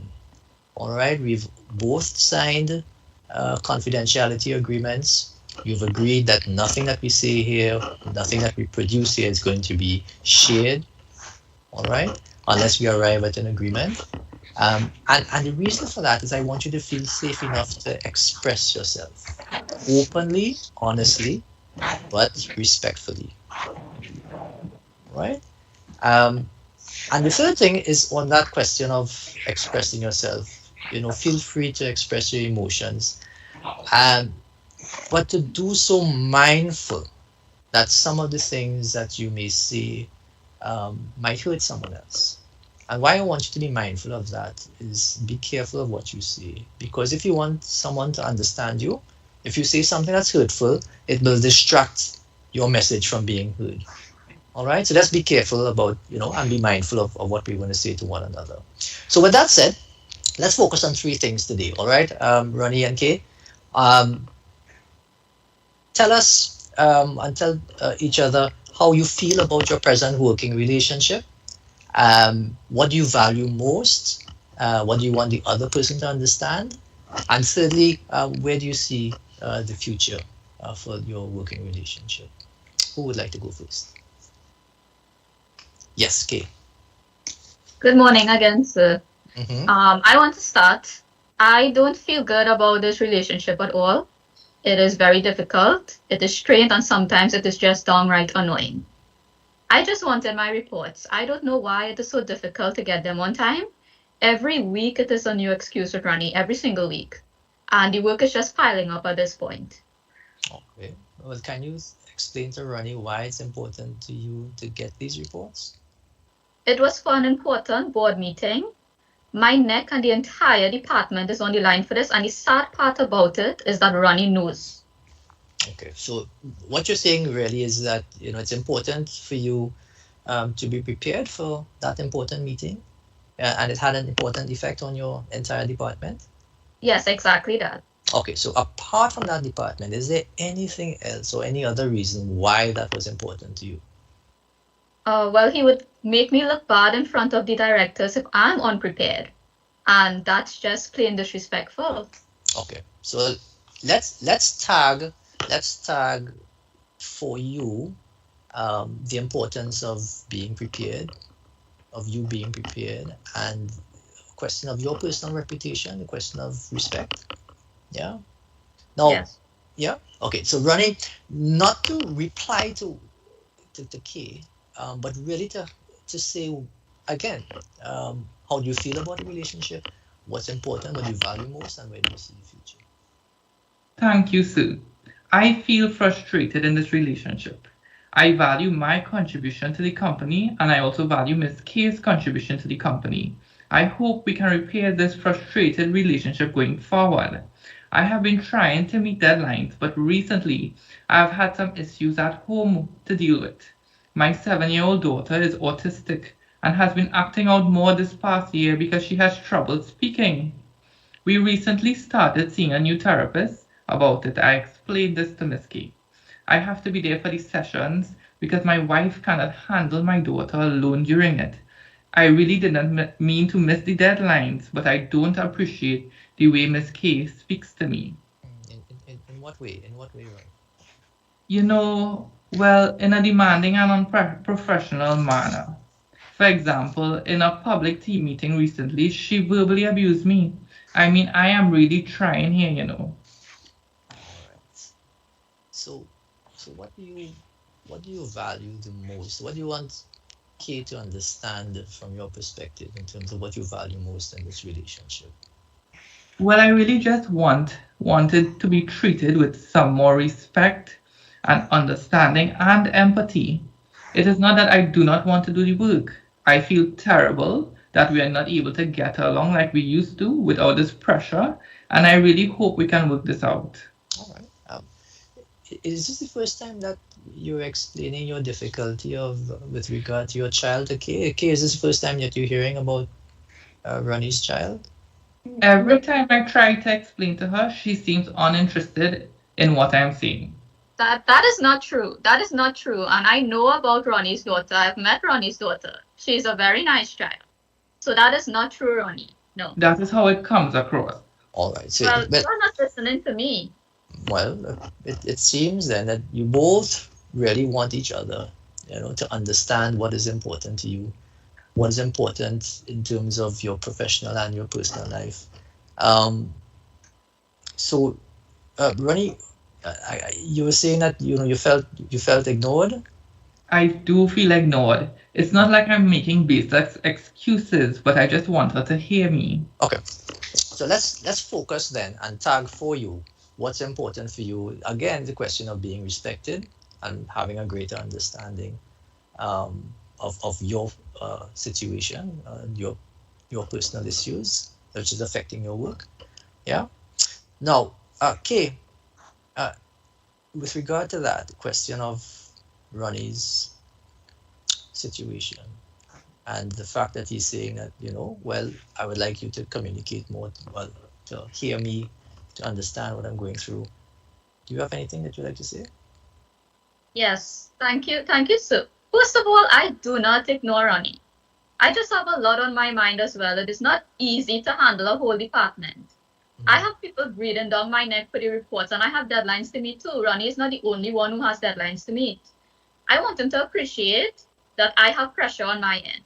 I'm not happy with the way we are working together, and I really look forward to how it was when we started, because when Ronnie started, it was a good relationship. Okay, we're seeing some important things here, Kay. Again, yet we're tagging the importance of understanding having some more understanding in this relationship. And I'm hearing that you value the relationship when it first started. What do you value most in your professional relationship with Ronnie? getting my work done on time. Okay, and you know, if there's a snag in getting that or meeting deadlines, any suggestions, Kate? Well, the least Ronnie could do is send me an email or call me. Yes, I would have done that, but I get rude responses from her. No, Ronnie, you are exaggerating now. Ronnie, no. All right. So what you're saying, Kate, you'd appreciate it that, you know, if Ronnie could explain that he's unable to meet his deadlines in a timely manner, and from Ronnie that, you know, in a respectful atmosphere, you know, you can have that kind of conversation. Yes, but yeah, respect is a two-way street. All right. And then you, like I said, you mentioned that, you know, you had a good relationship before. Just, you know, explain something more about what you valued most in that relationship when it first started. When Ronnie now joined the company, he was basically my star employee. And he had a very bright future ahead of him. And I told him this. He was very driven and he was very supportive. Okay.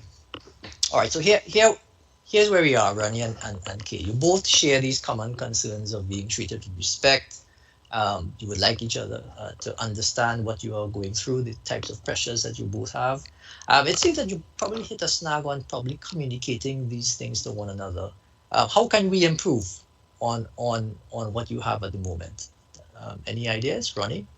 If I can have some understanding with my temporary situation, I will communicate any shortfalls.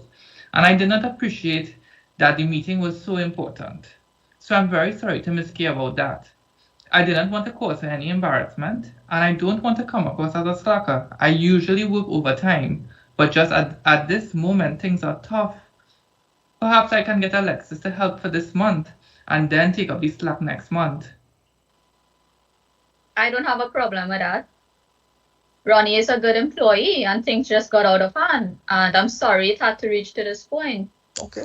So I'm hearing that both of you may have said things that was hurtful to the other person. Is there anything that you would like to say to one another now at this point?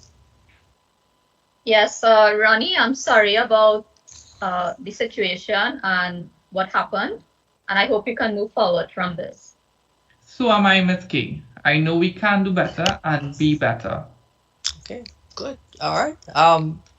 So we are hearing that both of you would like to have a relationship, a working relationship with mutual respect.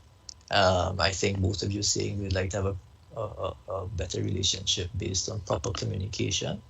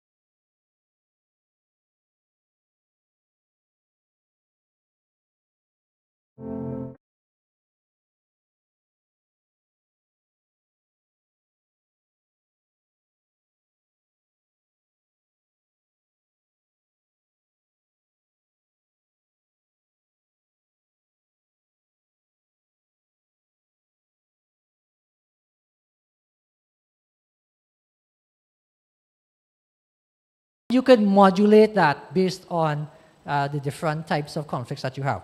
So I think what we could do now, we have enough. We have looked at, is it an actual view of a mediation exercise taking place online?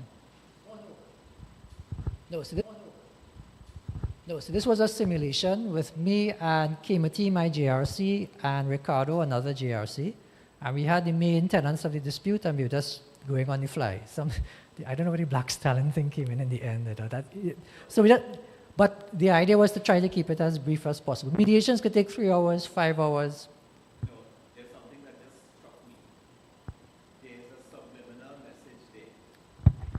In terms of, as you look at the screen, Kay is the boss. she get the bigger screen. You understand? And the other guy is small on top, you know. So I'm thinking that, you know, maybe the screen could be adjusted in a case like that where both of them would be equal on top and you may be fitting somewhere inside. Fantastic. You did a mediation course. So, and that's table setting. Part of the opening is for the mediator to ensure neutrality, respect for the process. Where are these parties going to sit? Where am I going to sit? What is the room going to look like? Is it opposite? Is it in a circle to make sure that we're all on the same level? Same applies to virtual. And you could have this misconception of power imbalances just by the bigger screen, or just by the bigger chair, or that he's sitting closer to the mediator than the other one. So, good point, table setting, fantastic. But we will deal with mediation in detail another time. Just want to give you a little taste of it. But if you have any questions, we'll tackle them later on. But excellent. Thanks, John. So here's how we break it up into groups. We'll just take about 10 minutes to look at this. Your initial responses will be useful and we'll feedback.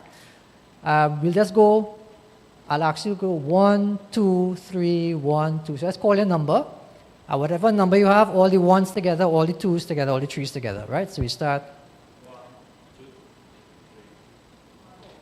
1, 2, there's 2, 3, 1, 2, 3, 1, 2, 3, 1, 2, 3, 1, 2, 3, 1, 2, 3, 1, maybe. Okay, so all the ones here, all the twos there, all the threes at the back. And the ones will tackle question 1, the twos will tackle question 2, and the threes tackle question 3. Or you want to tackle question?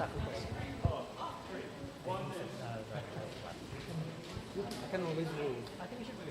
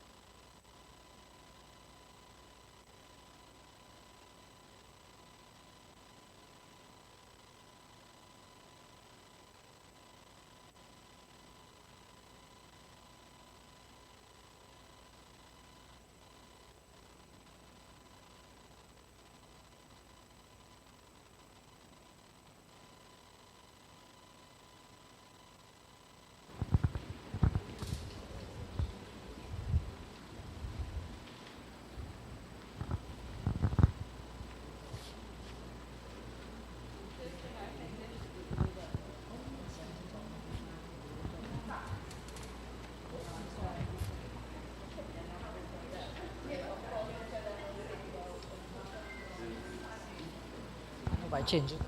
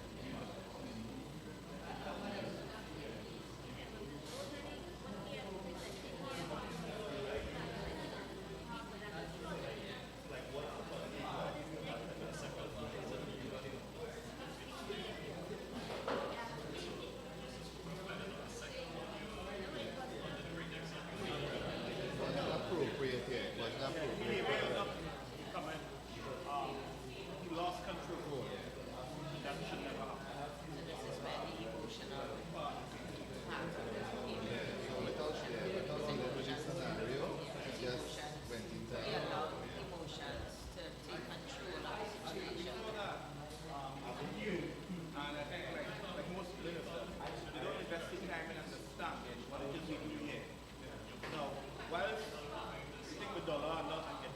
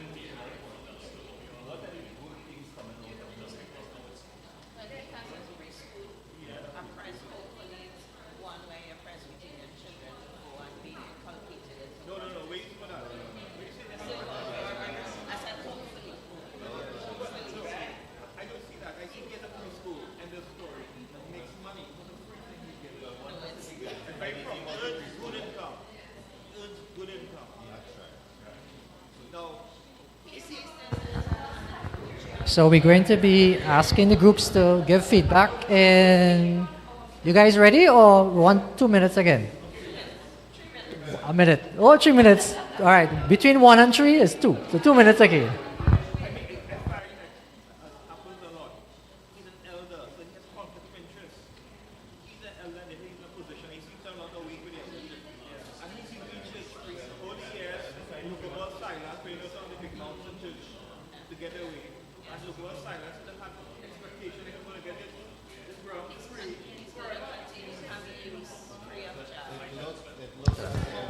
Those of you online, we would send you the role plays shortly.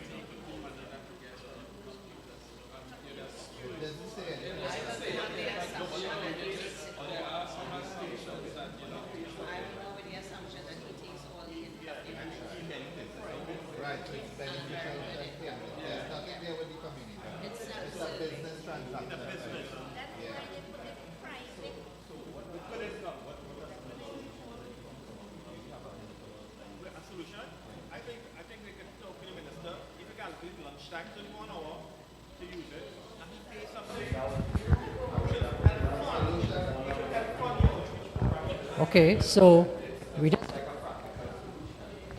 just in the interest of time, we're going to close off the discussions and just report back on where we are on this non-controversial group work.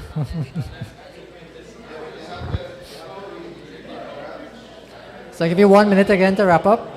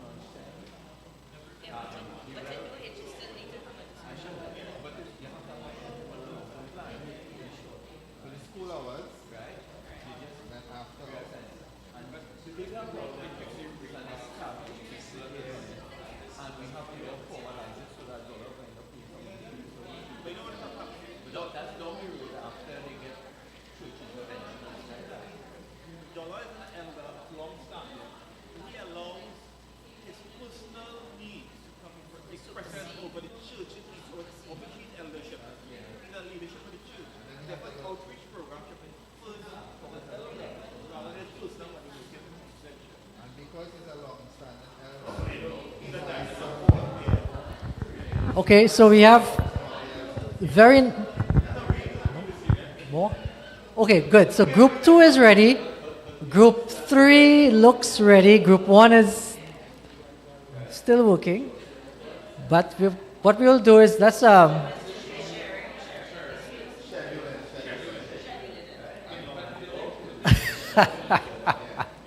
right. I don't want to put off lunch. Maybe that might be the enticement. Lunch is being served shortly, so if we can report back. Group 1, then Group 2, then Group 3, or we could do Group 3 first, Group 2, doesn't matter. Who would like to go first? Group 2. All right. So Group 2, all right, so Group 1, we're going to, so you can come back to your seat, so you can stay in your same group, that's fine. Just turn your chairs, that'll be fine. And so Group 2 is going to report back. You have a microphone? Yeah. Okay. So because we had different scenarios, I'll just briefly describe it for you so that you have the scenario. This is Group 2, right? Yeah. Okay, so everyone in Group 2, this is after Sunday service. Roy, a villager in the area, was waiting for the reverend outside church, meets him outside to complain about June, who is an elder in the church. His complaint is that her fence is on Roy's land. June is a long-standing active member of the church. Roy says he spoke to June plenty times. She refuses to adjust the fence to keep it to her boundary line. But Roy doesn't want to go to court, but will do so if June fails to do the right thing. Right, so this one was a scenario, as you all would have heard, that might be familiar with some people. I think in Trinidad, it's a situation that might occur time to time over boundaries of particular lands. So it's a three-part question. In the first one, it was asked, if you were the reverend, what would you do? So you have a villager coming to you about one of your parishioners, one of the members of your congregation. So obviously, as we would have seen so vividly displayed for us in the simulation, there would be the focus placed upon the reverend to try to engage in mediation between both parties, the person who's coming with the complaint and the congregation member who has apparently ignored it several times. Being the respected focal point of the church, it would seem that a little force would be able to put there, to be placed there to assist in having this mediation to come forward. And in that mediation, it would be trying to get the documents of validity, which would indicate whether Roy's complaint is indeed valid, or whether he is simply, trying something. So in that case, both parties, when being engaging in that form of mediation, they would be able to recognize and realize whether there needs to be some adjustment, whether it needs to be resurveyed, whether June has the documents to validate the way that the boundary might be. The second part of the complaint was made to another elder or member of the church. What would be your response? Indicating here if Roy had gone to an elder or one of the senior members of the church, obviously the prudent thing there to do would be to direct Roy's complaint to the minister, for the minister to be that voice of wisdom, to be that persona of prudence in this situation, to try to assist in having mediation, because you do not want a long-ranging feud or dispute with a member of the village and in bringing the church to be embroiled into something like that, because it could have long-standing and far-reaching effects. The third part, would it make a difference, and this is the interesting one now, if Roy and June were both active members in the church? Again, the need for wise handling of the mediation of this, because we know that if it is not handled in a balanced manner that leads to equality, it can affect the church. We can have a splitting of factions within the church. We could have families being affected within the church. So it all boils back down to this situation in trying to prevent it from going further and becoming a long, whether it is between villager and congregation member or two congregation members, to try and prevent from it going into a heated court battle or legal action. The mediation process that may be displayed by the minister within the church is very, very important. And maybe if the minister necessitates any assistance in that manner, trying to arrange for professional mediation personnel, such as we could probably think of Justice Fishy Skokaram, it might be a very, very wise decision indeed.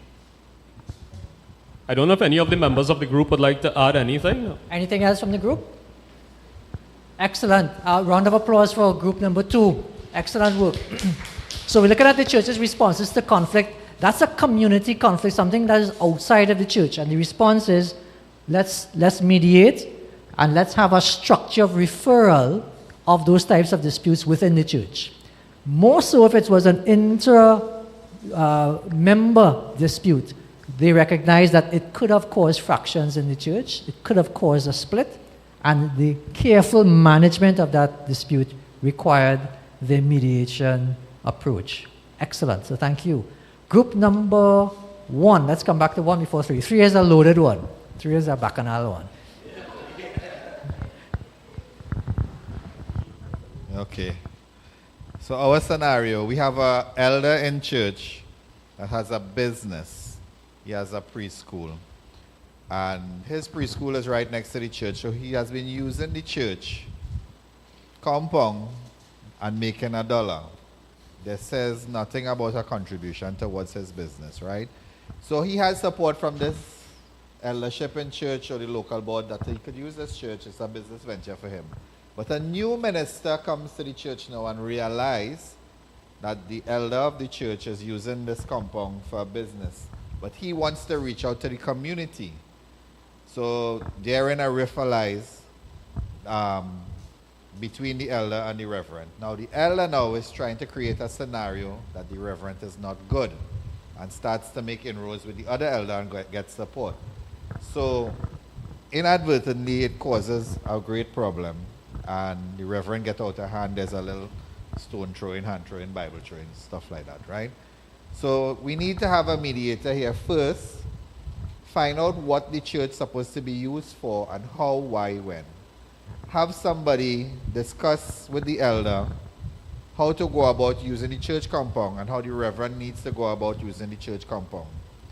So we have to have something called space scheduling. They could have mediate by sharing the space. The school uses it at lunchtime. The reverend wants to use it in the afternoon for whatever he has to do. This doesn't happen. Conversation needs to take place here to have the problem resolved. The reverend went around it the wrong way, right? First, he should have spoken to the local board or the elders, find out which is the best solution to go about this, how to have this discussion, to have the church being used as a community aspect as well as the elder using it as his personal for his school and stuff. Again, mediation has a lot to do with it. Conversation. I missed out anything? Right, and they need to have a long-term solution to this problem. Outside intervention is important because if, as a group, they can't agree, they need to seek advice from somebody else that they could get this problem sorted out. What again? That's about it? That's about it? Perfect. All right, good. Thank you. Group number 1, a round of applause for that. One of the questions, though, from it was, if you were just in the room and you just saw the fight between the reverend and that person, would you know what caused it? Just by looking at it? Not really. You have to dig deep. So and how they dig deep, group 1, let's use mediation to get to the bottom of what's happening, either external or internal mediators. One of the main concerns that they tagged, which is a joint concern, how to use the church's resources, how to use space. Dialogue is important on that concern. And interestingly that they picked up, I thought that the problem was with the elder, but they picked up that, listen, this could have been because of the reverend just putting the project in the first place. So it tells us about project planning. And even in that whole idea of, you have these great ideas, you want to do these things, but consensus, communication, dialogue, understanding, how it might impact others, would have preempted a conflict, even at that initial stage. So that was actually very useful. And then looking for long-term solutions. Excellent. Now we come for the big one.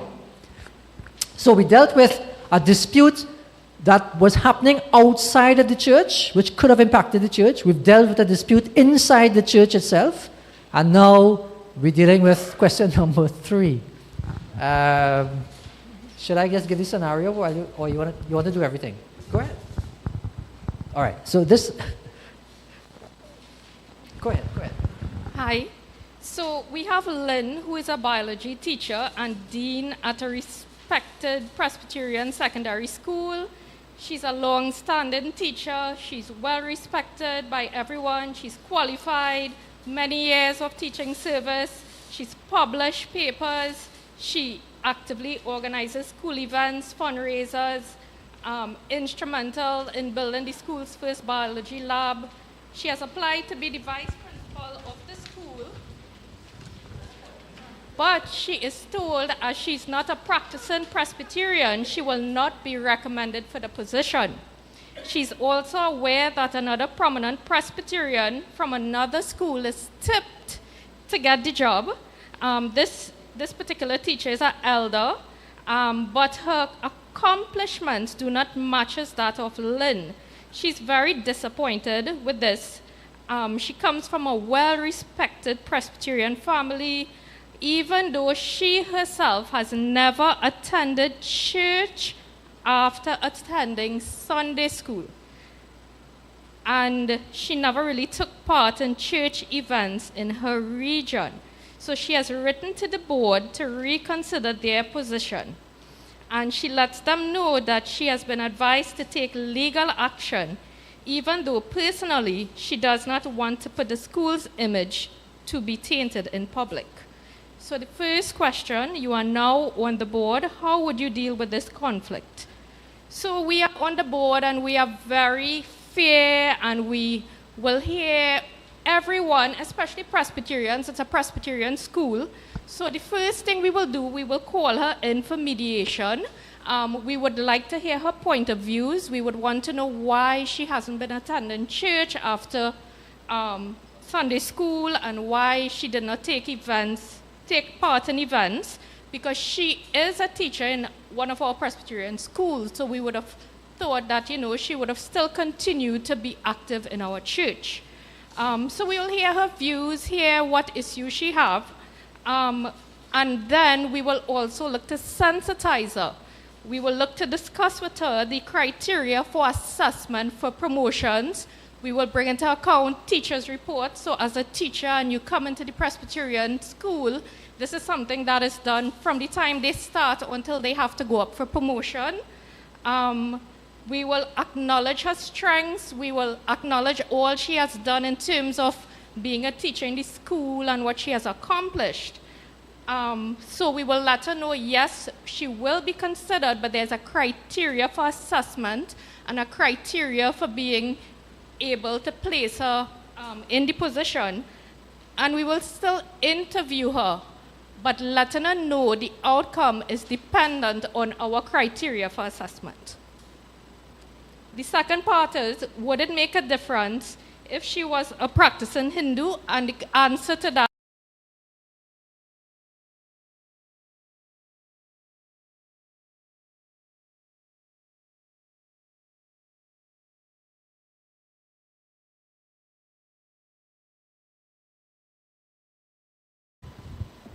I just wanted to remind everybody that these three situations are completely hypothetical. All right? Okay. God bless you. Yeah. Look, I was curious about number 3 because I don't have the answer to that one. And I was curious to see how you're going to work your way around it. But not having the answer now is no impediment to actually embracing the conflict. Because, and I like the approaches. You started off on the principle of fairness. And that's a loaded word, but I like that platform. We want to be fair.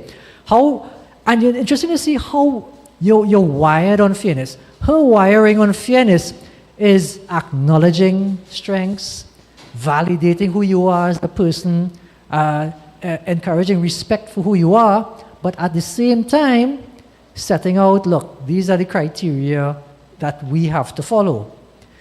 The problem, though, challenges us to dig deeper on criteria and what it is that we have to follow, and as Reverend Mohan was saying, being human coming into the question of, is our view of fairness going to change? So I'm not going to touch that topic any further. We will just leave that there. But it's a conversation we will have to have very soon, because we want to preempt something from happening that may just challenge us to the core. So that's good. Excellent. So a round of applause for group number 3, please. Fantastic work. So I'm just going to wrap up because it's almost lunch. It is lunchtime. And the couple of slides that I have left is just to summarize where we are, that we will have in the next slide, build this culture of mediation in our church. Next slide. And to transform our church culture to embrace conflict with this theology in mind. I would recommend, as you've already started doing, next slide, education and raising awareness, theological reflection on conflict, improving our communication skills, infusing this policy of carefrontation. And I've left with you in the slides, everyone will get the slides. On the next slide, the Peacemaker's Pledge, a commitment to carefrontation. And I just borrowed a pledge in one of the other churches' dispute resolution program, and I use CARE as part of the pledge. As children of God, we believe we are called upon to respond to conflict, different from other persons who approach conflict. We believe conflict provides opportunities to glorify God, to serve other people and build Christ. We commit ourselves to this pledge, caring for others, acknowledging our wrongs, restore and repair, enlighten solutions. So it's something I can leave with you to play around with, to develop your own pledges in your own churches, in your own regions. And then finally, what will be our blueprint for tomorrow? I just left some thoughts for you all to think about infusing these ideas in our church and our church structure. The choice of your ADR depends on the nature of the dispute. The choice of your mediator depends on the nature of a dispute. Your pre-mediation session, before your mediation session, could well be a bit of Bible study with, if they are members of your church, as well as setting the ground rules for your sessions. And I think that was the eye-opening aspect of looking at mediation in churches, different from mediation that you would have like court-annexed mediation and so on. If it's within members in our church, can we use Christian principles, Bible passages, Bible study? Just a word of prayer to open these sessions, just to reflect on certain teachings that we all know, and then get into the standard mediation process. You will not believe, or you should believe, that that would have an aha moment somewhere along the line. And I like actually this thought here in group number 3, where they ask the question, why weren't you not attending church? That's a wonderful question about asking yourselves, why are we not attracting members? What is it that you want us to do for you, to keep you? And in a mediation process, if we infuse these Christian principles, we might be buying persons back into the faith if these problems are solved. So just consider this model. Then we have the last few slides. I gave you some examples, which I wouldn't go through with you. The Christian Dispute Resolution Professionals, Inc. That's an actual group that exists that you can use as a model. Next slide. And then the question of how far can we go with mediation? Well, before we go there, consider this for your groups. Consider mapping conflict in your groups in your church. Consider voluntary mechanisms for mediation, training, identifying champions of peace in your churches. I suppose everyone here could take that mantle and carry it back to our region, that will champion this cause. Next slide. How far can we go? Can it involve physical violence, sexual harassment claims, constitutional cases? For me, nothing is off limits if we have the right approach and we pre-screen these disputes properly. I want us to develop an ethic of care in carefronting, creating the right solutions, humanizing the process, and balancing power amongst all the participants. And so the way forward, I would ask you to think about, can you develop your own study in the Presbyterian Church to map and diagnose conflict, where it occurs, and what are some of the solutions? Engage in education, sensitization, do a mediation week for your churches or for the region. training, documentation, workshops, pilot schemes, and having a central office to deal with mediations. And then we end with developing a culture of confrontation and a comfortable, safe, and caring church. I leave with you a little group of artists that I liaised with last year, and this is their song that I use for some of these mediations about love. And I leave this message from Freetown Collective. I love this song. It's all about love and infusing this love in every conflict. It's such a joy to be alive. It's such a joy to be here in this moment. This city can't hold me. My vibe's too high. And my heart, it told me jump right now, you will touch the sky. Feel my love unfolding like a laughing flame. All who did not know me when not done, they gon' know the name. Million people coming down, dancing to a song. Love is life and life is love, blessings from above. Can you feel the love that's in the air? Well, if you feel it, let me hear you say dancing, moving, moving everywhere. Feel it, let me hear you say na na na na na na na na na na. If you feel it, come na na na na na na na na na. So as I use that message to take to my mediations, you use that to take to your meetings, to your church groups. Na na na na na na. Can you feel the love? And take the love. Thank you very much.